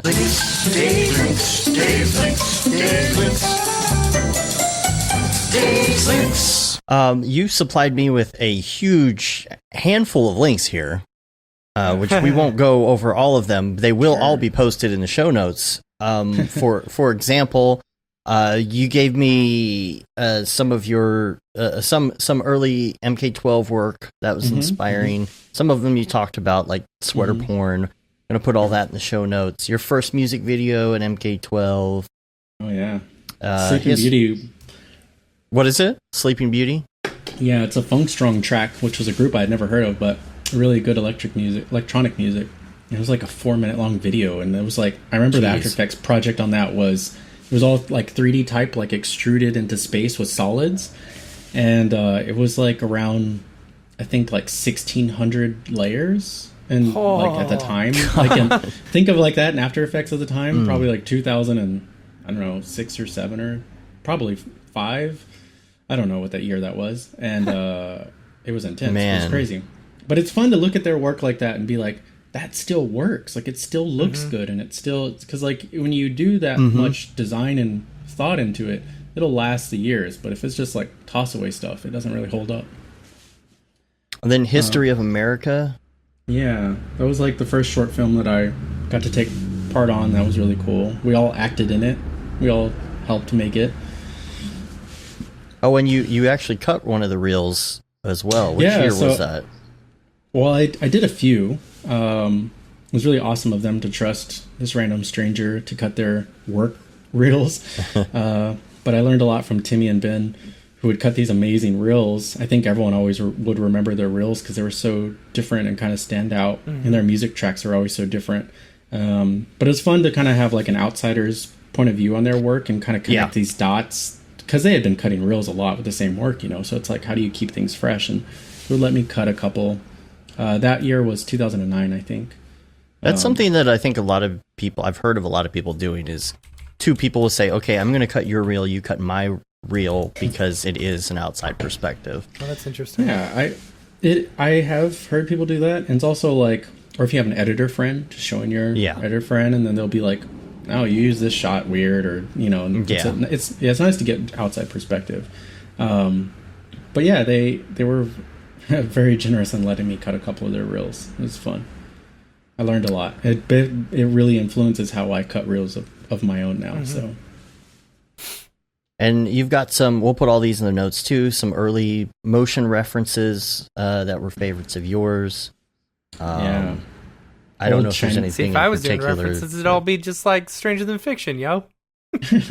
Well, I just wanted to like give like some references. Like, I feel like I was talking to maybe Ryan and Renzo the other day about this. Is like, I feel like our industry is getting of the age now where it's almost like we can start having like a history class of like what was really influential. And so, like, there's studios at the time that were doing amazing stuff, where like Lobo was doing really cool like mixed media work out of Brazil. Shinola was doing these amazing music videos that I think, again, like exploring narratives, which I thought, like, they did the Beck E Pro video, which I linked, and then there's forget the other one that I linked, but there was some really cool their Go With The Flow, the Queens of the Stone Age video. Mm-hmm. Was like such an amazing thing at the time. Mm-hmm. And you see like some of their behind the scenes, how they did it with like green screen and makeup, and it was really cool. But there was like all this early work that I think a lot of people don't like. We're so saturated in work now, like so much work is done in a month that you could never see everything that's being made. But at that time, pieces were like, you were kind of holding on to work and dropping it at certain points of the year, because like projects were kind of so sparse, and so there really wasn't that many shops at the time. And so it was interesting how work was like presented back then, and how important websites were. And when you posted work, you kind of wanted to like build up your library of work and then drop a new website. And there, like a lot of the early psyop work was, really influential. There were so many big people and pieces that I just wanted to include like a couple of things that I thought were really cool. For sure. But I feel like there's a lot of like newer people who've gotten into motion design who just don't understand all these other things that have existed, and like all these. Yeah, don't realize the like where it started. Yeah. I was talking to my wife about this like the other weekend. I was trying to figure out the proper art term for it, and I think the art term is called simulacra, which is like when basically art is created, right, and then it's referencing something else, and then another piece is made that's referencing that reference of the reference. Simulacra, and then an image or representation of someone or something. Well, it's like, like, say if you made something and I made a motion piece and I'm referencing you, and then Renzo made a piece that was referencing my piece, but he doesn't know your piece existed. So it begins to like remove the original, and so it becomes like a representation of a representation of a representation. Right. So I feel like motion design now has gotten to where like people are referencing things that they didn't realize were referencing other things. And so I wonder how many people are making Beeple renders that don't realize that they're actually ripping off Beeple. Yeah, or it's just like, it's not even like ripping off. It's just like you don't even understand that there's this original inspiration that came from. And so it's like I thought like if someone were to start generating this list of all old pieces that still exist online, at least you could kind of reference and see kind of like by the year, maybe like, oh, in 2008, these are like the top like pieces that dropped that everyone was referencing and looking at, you know. And I think there was like always something that was kind of happening before like we get to like the, I don't know what year that would be, like 2014 or 15 or whatever, where it just started getting super saturated. But maybe it's just like the older part of me, who just like feels older in this field or something. But I just, there's so much good work out there that still holds up that we all reference, you know, like all the early music videos, that like those director DVDs that came out with like Chris we all had those that said Chris Cunningham was my jam. Michelle Gondry. But it was like these things, this collection of stuff of work that was so influential to all these filmmakers at the time. Like, you know, I ended up working on a Nike piece at Royale for like their Better World campaign, and like to me it was like my All Is Full of Love, like Chris Cunningham like homage, because like it was all white robots, you know, putting together shoes. But you know, it's like these things that like I feel like even if you're just nodding to them and it's like acknowledging them, I think it makes your work richer and deeper because you know things have been done before you. That robot thing, it was so ahead of its time. I mean, everybody's doing the robot thing again, you know. Like you see it in so many places. Art imitating art, you know. The tragically ludicrous. Ludicrously tragic. I remember like when a clown dies. Back in the day and thinking, man, this is so realistic. And some of it was 3D, but now you look at it now and you're like, okay, I can see. I can see now. I can see the face. Yeah. You know. But like a lot of that, you know, is just so conceptual and it holds up so well. Even like Window Licker from like Aphex Twin, like that's a really old one, and it's so creepy and weird, but it just holds up and it's well done. And like I don't know, there's a lot of great stuff. Like, you know, we used to get like the Res DVDs back in the day, and used to like have like the popular stuff, and Res Fest was a big thing. They're even like the come to daddy thing with like that's face swapping. Now everybody does it, and it's you know, on Snapchat and stuff, right? There's a lot of good stuff. There's a lot of good stuff out there. I just want to I was just talking to him about it. I was like, man, I just wish like, you know, it would take a lot of effort. Like even like when I was going through and like pulling these links, I was like just trying to search and dig for things. But back in the day, you know, I have a folder, which I still have, which is like, I would save QuickTimes because I always thought the internet was temporary. So I was just like, I really love this. I'm going to save it. And now I'm glad I did, because there's stuff that I have that I can't find online anywhere, but all websites are taken down or whatever. Wayback Machine doesn't care about it. Didn't save it. But I loved saving reference and being aware of what was happening. And now I feel like that's really hard because there's just such a saturation and so much work being done. Yeah, you kind of feel like you're being left out if you can't see it all, you know, or and like you're going to get left says behind or something. Yeah. Well, Liam says in the chat he sees in the C4D subreddit a lot where people will post something and someone will say, "Hey, this looks like so and so," and they're like, "Wait, who? Never heard of that person." It's you know, it's the influence came from someone who got the influence, and influence it's not inception. A bad thing. It's it's generational, you know, like it happens when you just get used, like we in our, like, you know, I'm referencing like photographers and artists that I don't realize I'm referencing, or stuff that's been done. I think that's why everyone says everything's a remix, because nothing's original. Everything's been done. But it's just cool to at least like be able to trace back if you are interested in it. I mean, not everyone needs to be interested or care about it, but just trace back where it did. I think this also comes from like when I was doing graffiti, you know, or graffiti and like breakdancing. Breakdancing was really big about coming up with your own moves, and if you use somebody else's moves, it was like you know, it was a big deal. So it was like, oh, that's so and so's, you're a biter, and like we'd do this like you're biting. And in graffiti too, it was all about like originality. So you always wanted to like make sure you were coming up with things, like you were still like being derivative, you were like referencing people, but it was just an interesting culture. And I feel like some of that always made me appreciate the history, though. It was like in hip hop, it was always about like the history of it, like why the original people who were doing it, and always being aware of that. And so I think part of me, and it's my personality, wants to always respect the people before. So I just feel like if people knew all these early motion pieces that maybe they don't know about, I feel like they would like have an appreciation for some of the older studios and artists who maybe aren't in the field anymore were making stuff at a time that was, we didn't have all the fancy tools that we did now, and we're still like pushing things to the limit. So totally, man. Yeah. Let me ask you real quick, because you mentioned that you got a VR headset. Which one did you get? I got the Rift S. Okay, cool. How are you liking that? I've got one as well, so.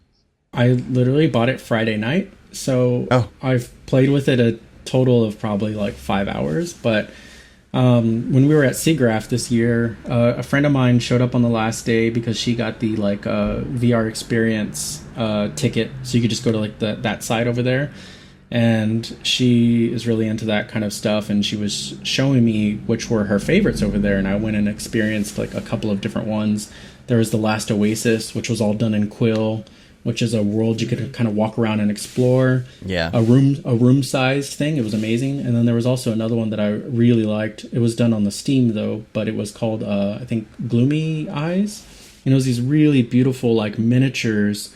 And as the story was progressing, it almost looked like a Tim Burton-esque style of, like, Corpse Bride or something. Very, like, hand-done, beautiful characters. And as they were kind of like miniatures. And so as the story was progressing, they would use light to illuminate parts, and you would kind of like investigate and look at it and get closer. And it was like all these kind of like VR experiences there that I thought were like really beautiful and cool. And then once I saw the Quill stuff, and I've been watching Quill videos since SIGGRAPH, and I just couldn't take it anymore. I was like, I have to play with this. Like, this looks amazing. So one of the demo Quills, it might be the one of the two you mentioned, but it's the fact that everything is you can scale it down or up, so you can go all the way inside, and there's just more and more and more and more, you know, and then you scale it down and you're like above it all, like God, you know. There's this piece, you can find it on Vimeo, and I can try to link to it too, but one of the artists who does, I think he's part of their team or whatever, but Goro, he did this piece called World Within a World, and it's literally that, where it's like an alien in a car, and he's holding like a snow globe, and you can zoom into the snow globe, and inside there is a whole world he painted, and then inside that there's somebody holding something in his hand, and then you can zoom into that, and then inside that is like a whole world, and it's amazing. And so there's a lot of that, and they just added animation, so you can do like frame by frame animation, and also just kind of keyframe animation inside of it. So it's amazing. Like I feel there's definitely differences between Quill and Medium, though. So also down, like I would say definitely because they feel similar. Like don't not try one or the other. You know what I'm saying? I tried Medium, and I thought maybe it wasn't for me. I'm just not a sculptor. I think I like drawing. You know what's funny about it is, like, I'm not a sculptor either, but there's something so soothing about like turning on the lathe, and like I don't even know if a lot of people know you can do this, and like sit there and like lathe it. Like it's a soothing just I don't know, it's like meditation or something. Yeah. So I've had a short film in the back of my head for I want to see. I think it's like going on 4 years now. When I was at Royale, me and a producer friend there, Giselle Gale, who left as well. Let's see here. I'm trying to find my folder of presentations. Yeah, 2016. So I think like 3 years ago, like we put together this story to work on something together, and we were going to pitch it to Royale to make, and then we just never did. But the idea at the time was to make something with open WebGL, I think it's called, where like you're doing 3D in the browser. And my idea was that I wanted a lot of people to experience something that it was interactive. So it was like a story that was like kind of frozen moments, and you're just kind of progressing through it. And basically I got stuck because it's all based around characters, and I don't do character design or animation. So it's basically been stuck because I felt very insecure about it, and I couldn't do it. And I don't have money to like pay people to bring on to do it. It's not like I have funding or something. So I thought about it, and then to be completely fair, when I met Jess at SIGGRAPH, I like had this urge again. I was like, I should really just talk to Jess and see if she'd be interested in like doing characters for me. And I almost did, and then I was like, and then I started watching Quill stuff, and I was like, oh, maybe I can do like an interpretive version of characters, like very like loose and like in my style in 3D, and so, or in VR, and so that's kind of really my reason, is that I want to see if I can get this idea out of my head, because we spent so long working on the story. The story's done, and it's a great. I think it's a really good story, and I think you can tell when ideas are good is when you sit with it for a long period of time and you come back and you're still excited about it. And I've been sitting on this for like 3 years and I'm still really excited about it. And I hope to kind of like learn, like my goal is for the rest of the year is to really kind of hunker down and learn Quill, and then try to start working on this. And then we'll see if I can do it or not. Now that I'm saying it out loud, I'm accountable. So we'll see if that helps. Talk to people. What do you think about? Accountable. Yeah. What do you think about the? Have you done the thing where you could see outside of the helmet? Oh, like where you just like turn on the pass through? Yeah, the pass through stuff. Yeah, That's it's cool. Crazy. It's weird because the quality is so like, it's nice for awareness just so you can see where things are, but when you try to like focus and look at things, it really hurts your eyes because it's so like. I don't know, like it's doing that thing, together. You know, where you see like the one thing with one eye and not on the other. But it is so cool because you sometimes you get the headset just situated just how you like it, and you're like, you're like, oh, I need a swig of my drink, but I don't know where it is. You double, well, if you have the beta version clicked on, you double click. I said it. You can go into the settings now, and there's a hotkey. You can set the hotkey. Yeah. So I set it to double tap the Oculus button. Yeah. Yeah, and then you're like, oh, here's my drink. And it's funny because people who don't realize are like, how do you know where everything is? You have a headset on, you know? Yeah, what's funny is like my wife walked in the room when I was first playing with it, and she was talking to me, and I was like, what's going on? And I was like, oh, wait, double tap. I was like, oh, hey, I can see you. Yeah. So it was really cool. Yeah. My cat finds the wire to be fun to play with, so I try to not step on her when I'm doing VR. Yeah. Oh gosh, yeah. But it's interesting. I like. There's something about me that loves throwing myself into things that I suck at, or not necessarily suck at, but not that I'm not good at. I love DJing. I've been DJing since like back in the day. Like I said, my friend Carlos got me into it. So I'm a bedroom DJ. I have 2 Technique 1200s set up in my house, and I DJ every now and then. And like, I'm not great at it, but I love doing it. But it's cool. It's like, I love scratching. I'm not great at it. When I was doing graffiti, I wasn't amazing at it, but I got to like meet amazing artists and learn like where my limits were. But I like doing these things that I'm not very good at, and it just kind of like makes you bring a different perspective to the work that you are doing, that you are good at, so it's fun to have these things. And so VR to me is like, I feel like this thing, I wasn't interested in it until I saw the creative tools. 2 years ago at SCGraph in LA, there was a guy who was doing a demo of a VR graffiti game, and I think it was called Ghost Paint. It was by Epic, and I think it vanished. I don't think it got made, but it was the first time. There is a graffiti game. Maybe they renamed it. That's King Spray. It's different. Oh, but okay. It's kind of the same premise, but this guy, his demo was just so good. It felt so natural. Like, it felt so natural. I remember, like, at SeaGraph, they had it set up where there was this big wall, and they had it projected, so as you're in the headset, everyone can see what you're doing, and there was a wall. So I was painting, and I was kind of doodling a little bit, and then I was like, oh, this feels really good. And I started drawing a character, and I just stopped, and I took the headset off, and I looked behind me, and I realized there was just this crowd had gathered, because I think they thought that I was like an artist, like, who was demonstrating this. And I was like, I have to stop. Like, I would just be here all day. This is so amazing. And then I regretted it for the rest of, like, the years that I didn't play with it more, and then it obviously disappeared. But now that I have this again, like, I had that same immediate reaction. This, like, visceral reaction to, like, drawing in space is just so amazing, and it's an interesting experience, and I want to make something in that world. I mean, if you have the whole room space on, and you're doing something in 3D, and you're walking around it, and like checking it out, and being able to step back, and you know, it's different. And they have also added like spatial audio, so like you'll do some of the experiences, and they have like you're walking around a drawing, but then there's like sounds coming from specific areas. It's really cool. So yeah, I'm definitely a believer. I'm sold, and I'm really excited to learn something new if I can find the time for it. And then because, you know, like, also, like, I'm, part of my personality is that I'm always working, so I do my normal freelance, and then every night, as soon as my wife goes to bed, she goes to bed at 10. As soon as she goes to bed, I split my time between, like, 10 to 1, where I'm either just doing stuff on the computer, or I'm doing a mixture of, like, playing video games and doing stuff on the computer. But I'm always creating. It's just part of me. So yeah, it would be nice to, like, I know it's still a screen, but to not sit at a desk, to, like, have another medium to mix it up, so I can kind of, like, because, like, you know, your shoulders hurt and you kind of wear yourself out working on a computer all day and then all night.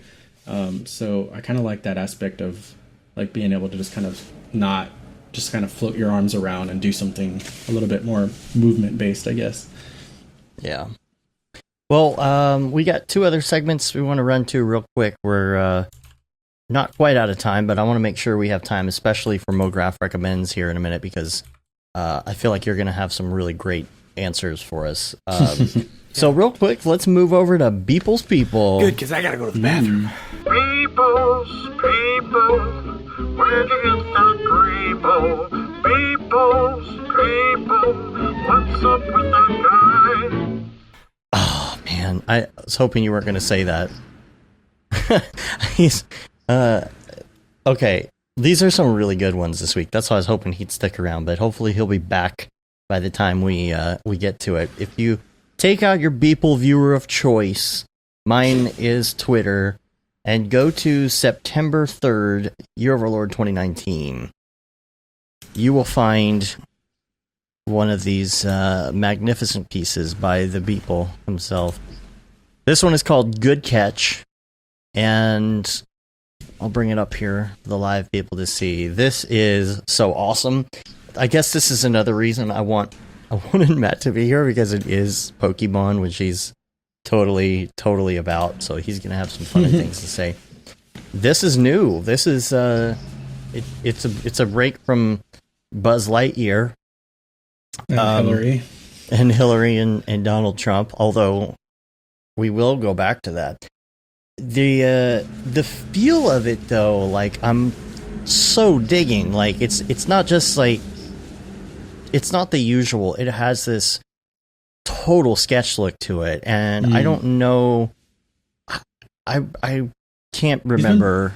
He's been playing with Arnold, the sketch and tune stuff and that. Yeah, that's what I was gonna say. I wonder if this is, but it's so much. I don't think so.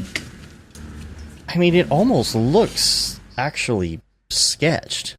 You know, like, look at the tail, and it looks almost like the shading and the and everything. I wonder if he's like mix it in and like he's doing kind of like a line pass to get in the shading to get kind of that quality, and then doing like a normal kind of like beauty pass on top of it and just blending the two or something. Yeah, it has a very like illustrative quality to it for sure. Yeah. It now, I mean, as far as story wise, I guess. Oh, no. What's going on with this? No. You gotta read. Oh, you got this? No. Like, okay, yeah, no, this has nothing to do with the other story. No, the story that we can't even read on the air. Can we not read that? Okay. No, I don't think we should read that. Well, that is number 3 on the list, but I don't think we should read the story, or else it'll just be bleeped every other word. But this one, let's finish this one. The story behind this, though, what do you think? I don't know. Like, okay, so this is like a big gigantic machine, similar to some of the other machines, like, for example, the snail mail, I think that he did, you know, or something like that, where it's like they're just creating these gigantic machines. I don't know. I don't know about the person is almost not caveman looking, but like, I can't tell what's going on with the face there. I can't see it. It feels like they have a mask on, you know? And then I don't think it's as big as like the snails and stuff. Yeah, maybe. You know? But I don't know, it's a cool, also it's the a way cool that it's robot. built. Like, I like it. It's neat. It looks like it's made out of that rubber material that you get like for gloves. Oh, really? You know? Because I thought it was like to wash your dishes or something. I don't know. Oh, I thought it was. I felt it was metallic. Well, it's so warped that it looks like it might be because rubbery. it's like, it looks like it's been like pieced together like metal piece by metal piece, you know? Yeah. So like scrapyard style. Scrapyard style. Like I thought, like maybe this guy made this this Pikachu robot. Well, it's called Good Catch. I'm wondering if this guy like caught him. Yeah, maybe. You know, maybe it was a runaway. Because it's like gotta catch them all. Yeah. What? And then the different size Pokeballs. That's interesting. Pokeballs. That's what they are, right? Yeah, but the way you said it. Pokeballs. Pokeballs? Pokeballs. Pokeballs. Hello. Thanks, Mom. Would you like to, the Teenage Mutant Ninja Turtles? Ninja. Go play your Nintendo. I hated when people said Ninja Turtles. Do you know what a ninja is? So many people said that in the 90s. Anyway, let's go to the next one. The next one on the list is September 4th. The title of this one is, I've never actually played Pokemon, but I assume this is how it works. That's the title. See, I guess maybe he's moving on. Maybe he's moved past Buzz Lightyear. Maybe he got a cease and desist from Disney. You know? No, I don't think so. And he's like, I don't know. I can't do that anymore. Now I got to move on to another franchise. I have wondered how that works. It's it's free. It's fair use as long as it's fair use. If you're it's what's the word? Parody. Yeah. Yeah. Okay. Yeah. Okay. Now this one is not the same look of Pikachu either. No.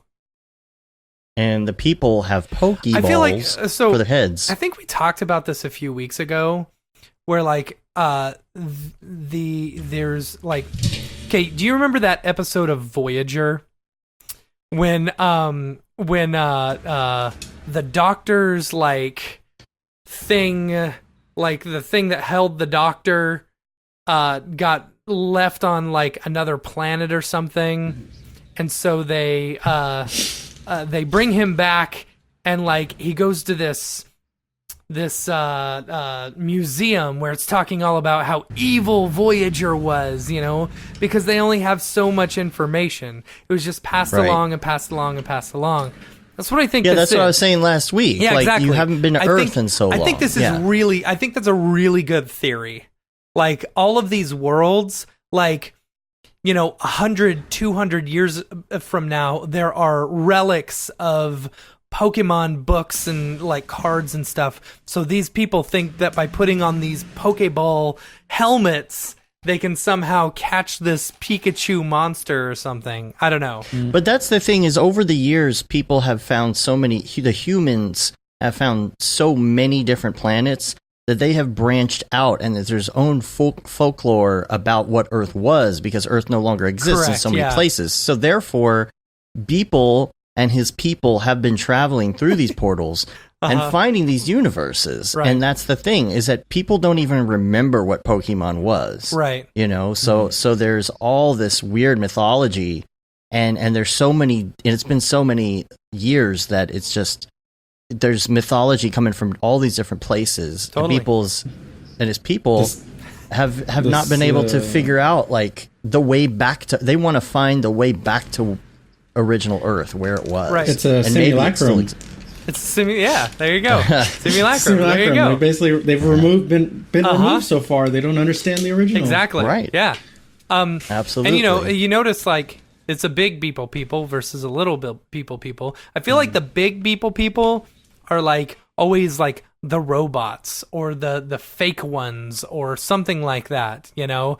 Like perhaps this simulacrum, you know, was they heard of Pokemon and how a Pikachu could produce electricity. So they were trying to produce a Pikachu in a big Beeple people body, because those are what they make the people out of, you know, and failed miserably. And so you get kind of like a Frankenstein situation where you've got to fight this evil, this Pikachu. Well, they got it confused because for some reason they thought that Pokemon and World of Warcraft were the same thing. Right. Yes. Yeah, that's why he has the axe. Yeah. I think. Totally. I don't know. All right. Next one. The next one, oh my goodness. This is called Kim Jong-un Cybernetic F Farm. Yeah, I love this. I love the story with it. I thought it was great. Well, of course, now it messes everything up because Kim Jong-un is a giant Beeple people. If this is the real one. If that is, this could just be the robot. Yeah. Here's the thing. He wrote a hilarious story to go with this. Basically, I will paraphrase the story. Paraphrase without the vulgarity of just for the audience. So basically, Kim Jong-un could not get it up. Nothing that they tried, he could get it up.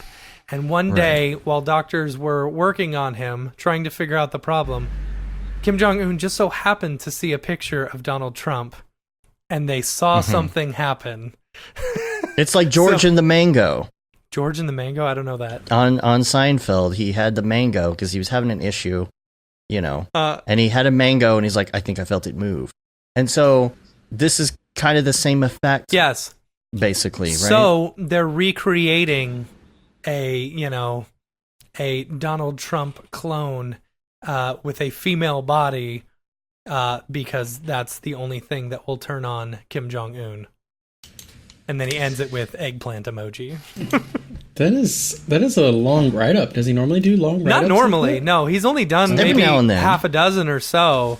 But man, I love this. I thought it was hilarious. I think maybe he had the idea for it in the first place. And he's like, oh, I don't want Matt and Dave to mess up this Beeple people. I need them to know what this is.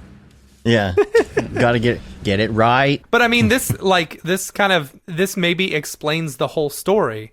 Like, last week or whatever, whenever he had the walking Kim Jong-un holding up baby Trump, like maybe he was like, we've done it. We've successfully created. Oh, I see. My baby Trump, But in that one, he had like sex change though. So yeah, I don't know. Yeah. Everything people do is weird. They're gender swapped. Right. Yeah.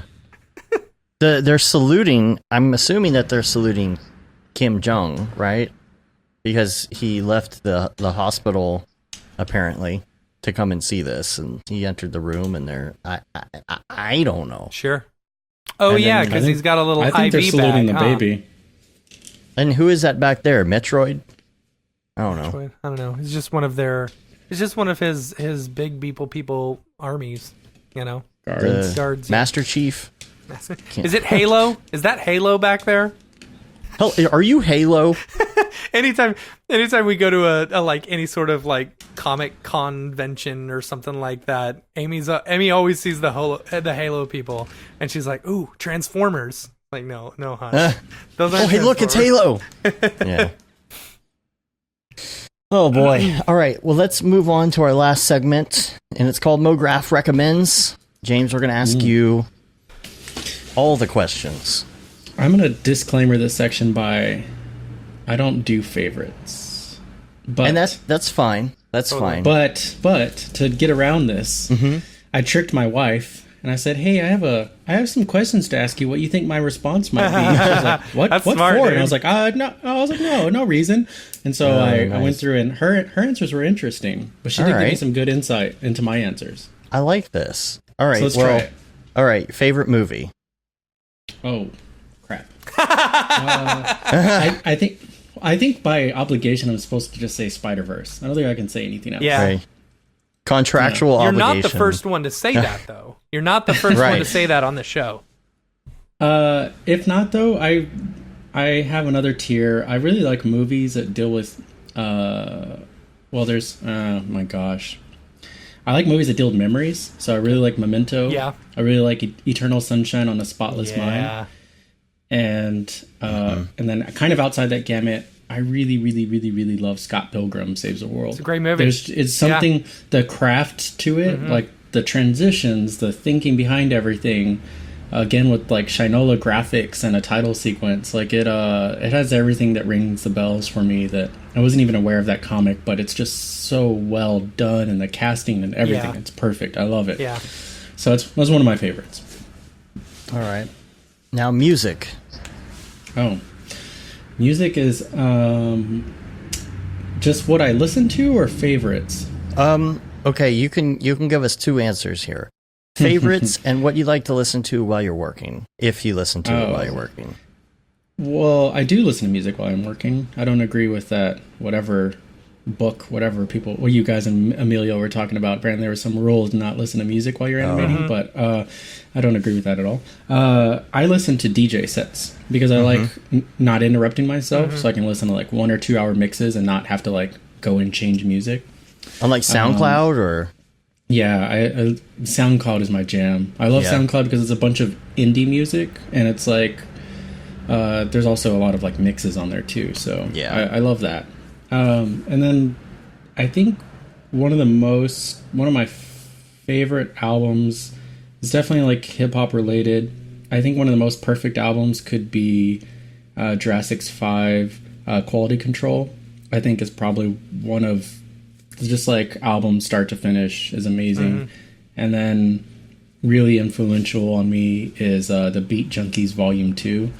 It's just this amazing DJ album where they're like mixing songs and that they've produced but also with rappers on it. It's just like, I mean, there's like early like all kinds of people on there that are just amazing, but those are definitely two of my favorites. Right on. Cool. All right, now TV show. I think Parks and Rec is one of my favorite TV shows. Cool. But my wife trumped this because I asked her and she said IT Crowd. And I think I absolutely love IT Crowd, and I can rewatch it a million times. And I have to thank Igrin Balkov from Royale. He was the IT guy there who introduced me to that. And so, man, the episodes where they go to the show, where they go to the musical, the work outing, that's the best episode I've ever seen in my life. That is probably the best episode of TV ever. So good. It's the internet. The internet, yeah. And she drops it and everyone freaks out. It's amazing. There are so many good moments in that show. Definitely that's my favorite. Now, if you like Parks and Rec, does that mean you automatically like The Office? So here's an interesting fact: I had never seen The Office until this year, or maybe at the start of. I think it's this year. It was on Netflix, and me and my wife decided just to do it all. So we watched the entirety of everything because I feel like a lot of people dropped off once Steve Carell left, and everyone was like, I just watched it to there, and I was like, oh no, I watched the entire thing, and I was like, I definitely didn't need to see the last bits, but I just needed that closure. It was good. Yeah, you have to watch the last episode, if you don't watch those. But the Office was really good. I really enjoyed it. That's interesting because usually The Office is the gateway drug to Parks and Rec. See, and that's the way it was with me. But then I watched Parks and Rec, and I actually like Parks and Rec more than I do The Office. And when Parks and Rec first came out, I was like, this is so similar to The Office. I don't really like this, But then I saw all the GIFs from Parks and Rec. And I was like, and I only watched Parks and Rec for the first time maybe a couple of years ago, And I saw so many of the GIFs. I was like, all right, I got to watch this, And so then I did, and sure enough, I liked it. I like it a lot more than I do The Office. Well, I have a big thing about TV where I don't like waiting for stuff, so I either let like seasons lapse and then I'll just catch it all up. But with Parks and Rec, I feel like another show that I just waited till it was all on Netflix and I just like watched it all, at my own pace. Yeah, I'm also I don't fully love investing in a show if it has a terrible ending, Yeah. So like Game of Thrones. Yeah. So like, and that was it. I've seen maybe 2 episodes of Game of Thrones, like the first couple, and then I watched the very last episode. It's like, I just don't. I heard people didn't like it, and so I just, I had no interest. Yeah. Succession is killing it, by the way. Oh yeah. Oh, I've heard that this season. Did you know it's produced by Will Ferrell? Really? Oh, I did not know that. And if you watched last night's episode, this is not a spoiler. It's just about an actor. There was an actor that was a new character, and it took me a second to figure out who it was, but it was Larry from Perfect Strangers. Oh, really? That's funny. He looks so different now. so different. You know Perfect Strangers, right? Valky Bartokoumus. Don't be ridiculous. Yeah. Anyway. All right, let's go to the next one. I know Perfect Dark, the N64 one. No, this is a TGIF show in the late 80s or early 90s. Fine. Leave it. I'm not going to. All right. Podcast. Do you listen to podcasts? I don't listen to podcasts. I think it's because I drive a old car. I drive a 2001, and it doesn't have like any fancy the audio jack of life. Nice. Well, it doesn't like I can't do like auxiliary. I don't have Bluetooth, so I feel like if I did, I probably like my wife has like a fancy car and she listens to books and podcasts all the time, and I feel like I probably would if I had more access. But I can't listen to talking while I'm working though. That's very distracting. Yeah, same. I tried. Yeah. I can't concentrate, so it just doesn't work for me the same. But I can do music and tune out, so that's why I'm so far behind podcasts ever since I became independent from working for the man, because I don't have the commute anymore. And I try to bring them up sometimes, but I always have to pause for a phone call, or I can't concentrate. You can't think technically when people are just talking in your ear, you know. So the one podcast that I did listen to that I really enjoyed was Animalators. Yeah. I really enjoyed the way that Zach kind of led the questions and the types of questions he would lead to, and kind of the people he was bringing on. I really was interested in hearing from. He hasn't done anything for a while. No, they they dropped like Bouncy Smash and they dropped like Moonraker, so I think he's just been busy. Yeah. But that was kind of the only one industry related thing that I listened to. I don't know why this is. It's just like a character trait of mine, but I don't like to steep myself in industry stuff for some reason. That's smart. I don't know why. That's smart. Well, it's not. Don't burn yourself out. You want to have those outside influences, you know, instead of always being in the But there are people I'm really curious about, so I'll listen. Like I really wanted to hear Emilio talk, so I listened to his podcast with you guys. And there's that happens on various things, like some of the Ranger and Fox people did one of the podcasts, like the Freelance Monocle, I think. So I listened to that because I freelanced there in April and May. So, it was just interesting to kind of like get work there and then hear like them talk afterwards. And of course, I've seen Brett talk, so. Right. But yes, I don't know. There's just something about it that I don't know. Yeah. It's weird to be doing one and like expect people to listen, and then you're like, I don't want to listen to people talk, so I don't know. Yeah. Yeah. What about favorite plugin? Cinema or anything really? Yeah. Oh, I think my favorite plugin is Stardust right now. Cool. That's my jam. Yeah. I as soon as that came out, it's something that like I love particle stuff, and I love the idea of nodes, and once they were like doing like node based particles in After Effects, I was sold. I've been sold since day one. So yeah. I post, like, if you follow me on Instagram, I definitely post like way too many Stardust. Yeah, you're the I hear you're the resident expert on Stardust, right? Yeah. Well, I feel like I just got in on the ground floor and I've been learning it, and so I'm pretty good with it. And like I have a relationship with like the developers are super like nice, and like I talk to them a lot. One of them, Aaron, he's just super open about things and asks me for feedback, and rarely but sometimes gives me kind of a glimpse at what they're about to do, like a day or two before they release it. But they've been doing stuff that I didn't think was possible in After Effects. So I'm really like, they added physics, they added they added VDB. What about multi-threading? Is that a thing in After Effects? No, that's not a thing in After Effects. That uses GPU though. Oh, it does? Which is cool. That's good. They like lets you do all kinds of stuff with OBJs. It's really cool. It's cool. I like a catch-all tool where I feel like I can creatively troubleshoot anything when I'm sitting with like a creative director or something. Cool. Like, can it do this? And I'm like, well, cool, I can do this. So you can do particles like 3D models as particles. Yeah, too. That's super cool. You can do. There is so much you can do. It's dumb. They like with every update. I think they're on 1.5 now, every update they do, they just keep adding more and more features, and I'm like, I haven't even learned everything that's here. Right. Slow down. That's funny.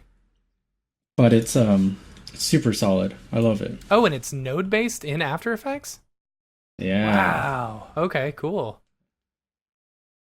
So what about headphones? Do you, I mean, you're wearing iPod headphones right now. Do you have like a solid brand of headphones to recommend? Or? Yeah, I would think as like doing your own DJ stuff, you got to, right? Right. I have these Audio Technicas that I really like. They're kind of like the lower end. They're like $70, but as a DJ, you like ear separation, and so like if you're DJing, you normally only like doing one ear. Gotcha. That's exactly what I was gonna say.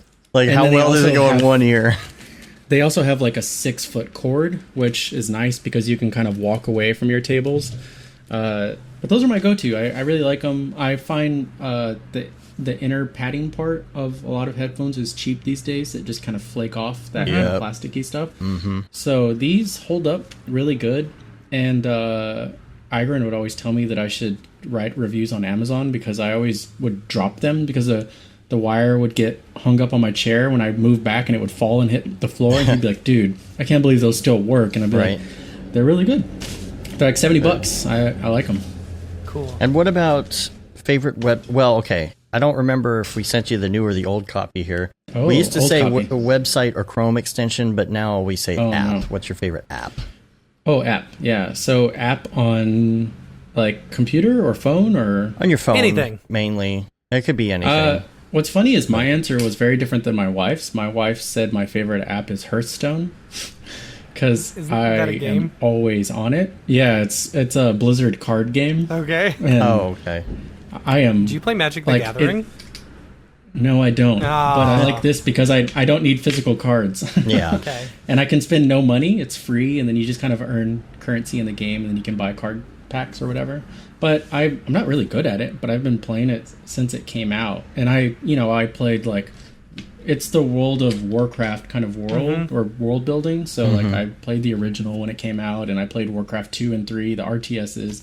And so like I just love their world, and so I was sold on it. And I didn't even realize I liked card deck building games until I played it. So you should try Magic the Gathering.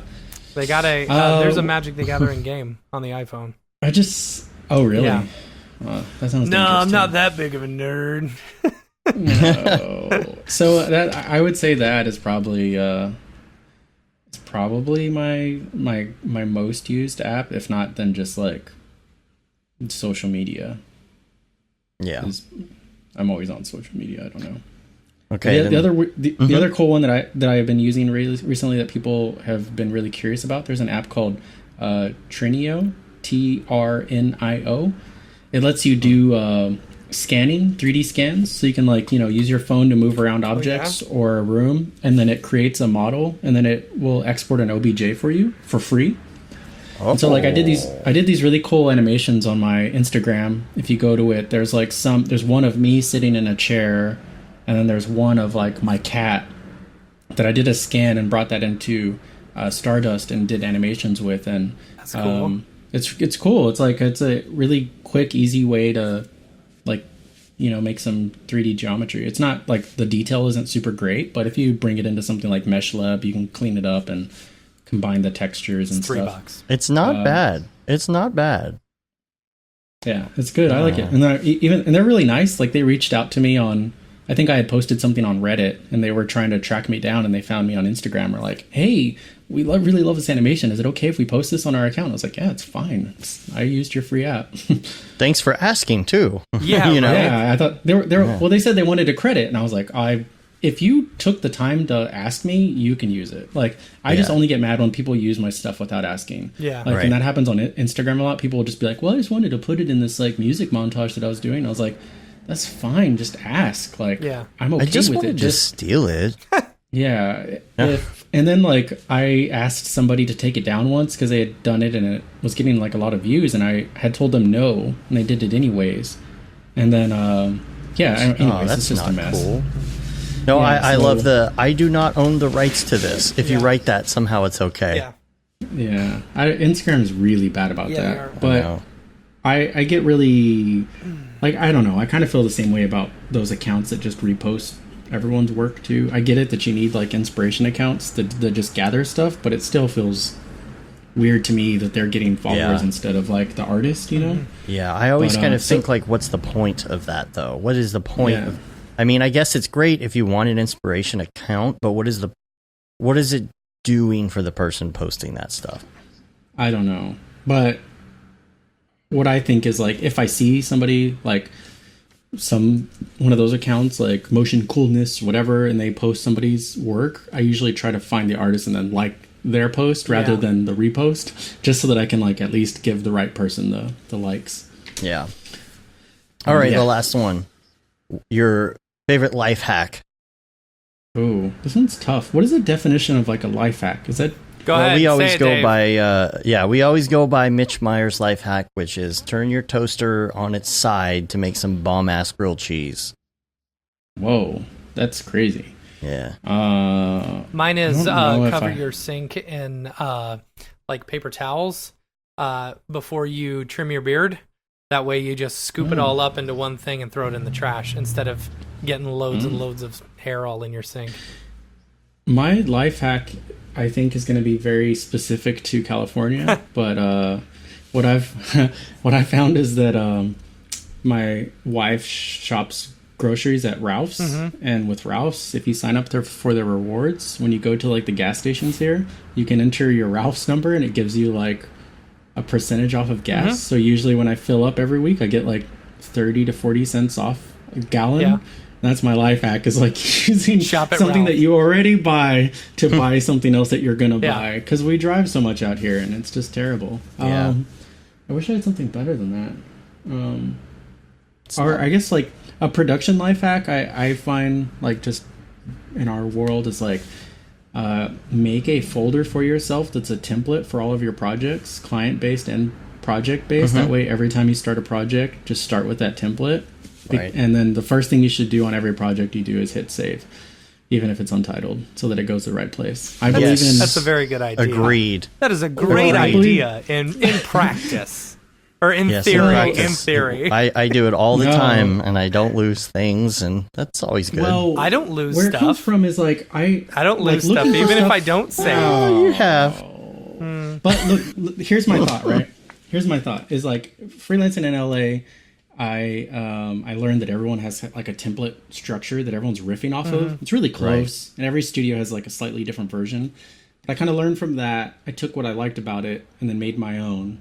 And then when I went to Ranger and Fox, like Brett has an amazing system down. Sure like he built that studio to be exactly like he wanted, because he came from a like world where not everything was organized. So he was like, I'm gonna do this right. So he came up with a great system, and I borrowed something that he does, which is an output folder. And he does that in every kind of like directory. So if you have an animation and then you have After Effects, there's an output in After Effects, output in PSD, output in AI. So all of that. So like you can go and find the version. What I like, I'll do I don't know about output. It's not much different than us having a render folder. Yeah, if I do a render folder, I'll do a render folder and I'll do individual folders in there, like After Effects, C4D, approvals. Well, what's nice is like, say if you picked up a project from somebody else and you're like, well, they made logos. Instead of trying to go hunt them down and figure out where they're at, you just go to an output folder and you can find it faster. But all that to say is like, whatever works for you. I don't think there's a one solution for everybody. But if you have something, it's easier to like devolve into chaos during your project if you start from like a structure than it is to be in chaos and then be chaotic. So like, say for this, like I was just going back through old work of my older, like 2004-5 work, and that nothing was organized. It just kind of was like craziness. There wasn't even like a finals folder. And so my future self would be like, if I just organized everything, you can find it. And people are always amazed. Like I have my archive synced to Dropbox, and I can jump to any year and find client work and find a final really fast. And people are always surprised by that. And I think if you just organize yourself off the get-go, it'll help you down the line, and your future self will thank you. Totally. So just create a template folder. That's it. That's all you have to do. Cool. All right, well, we got to get out of here. We got some massive amounts of phone calls coming this afternoon. And some newsletters and things that we got to get If out you the door, if you have signed up to go to Camp Mograph, look out in your email. Yeah. Because you got your welcome packet coming, so... And we need information from you quickly. Quickly, very quickly. Gotta get that swag made, yo. That swag dough. And that swag dough. You can rate us on iTunes. You can leave a review. Subscribe to our newsletter. We're doing that monthly now, so you can get some good information about what we're doing and events and meetups and fun things like that. You can... so you've been there, done that, got the t-shirt with the Mograph logo tee. Paul Babb, Feel the Bab 2020 shirt. All the profits from that goes to Doctors Without Borders. The Render Things t-shirt, hoodie, and long sleeve tee. And then, of course, the That Render is Fire t-shirt. And we're on Facebook, Twitter, Instagram, Periscope, YouTube, Mograph.com. James, if people want to find you, where can they find you on all the interwebs? I'm easy. I'm just Fried Pixels across everything. So I'm friedpixels.com, Fried Pixels on Twitter, Fried Pixels on Instagram. Awesome. That's easy enough, right? Well, we really appreciate you being on. That's great combo. I was texting my wife halfway through. I said, "Oh my gosh, this is a really good show." Well, yeah, thank you so much for having me on. I mean, it was like so great to meet you guys at SeaGraph, and like I said there, I applauded you guys for how much you're doing behind the scenes for those kind of types of events that people just don't realize how much hard work is going into it. And appreciate that. Thanks for it's really good to talk. And this is I think this is the first podcast I've ever done. Really? So, nice. Yeah. Thanks. Oh, you'll get asked for so many more now. Right? No. Are we going to see you at any events coming up pretty soon? I'm going to Blend. You're going to Blend? Anything else? We're not going to Blend. No, I'm not. I feel like this was such a crazy year for me because I've never done stuff. So I went to SeaGraph. I did South by. I did I did this light box, and I feel like I did something else too. And I'm going to the Control Z thing later this year. Oh, heck yeah. Okay. Oh, yeah. You'll see Dave. Yeah, I'll see you there. So, it's I feel like this is the first year that I've really been a participant of things and trying to be more active in the community. Mm-hmm. So, yeah. Oh, I did get this last week. I do want to share this one last thing. Hold on. Cool. All right, then. Pause for the cause. You know what I'm saying? You know what I'm saying? Sure. What do you got? This is just for the Texas and us. I got these amazing awards from South by. Rock on, dude. That's nice. We won the audience award and we won the jury award. Is it a belt buckle? It is a Texas belt buckle. It is a huge on a leather band. Dude, you have to wear that somewhere. You gotta take it off and you actually gotta wear it somewhere. Oh, I don't know if I could do that. You could just wear the whole plaque on your belt. I could do that too. But I just got these. Alma Mater surprised me. Because we had a set that we won, and then those were at the studio, and then I missed the deadline. I didn't realize that you could order some for yourself or your team. So I missed it, and I was really disappointed. I was like, the one time I won an award in my life, the first time ever, I didn't even get it. And I was really sad. And then last week I stopped by and Brian was like, we have something for you. And I was like, what? And I was like, oh my gosh. I was like, you guys are amazing. That's awesome, so I was really stoked to add that somewhere to our wall. Cool. Totally. All right, we're going to get out of here. So it's well deserved. Yes, very much. Yeah. Very much. We appreciate you being on, and see you in LA. And until next week, I'm Dave. I'm Matt. And I'm James. I thought you were going to say something, James. Sorry. All right. Bye. All right. Have a good one. Later, yo.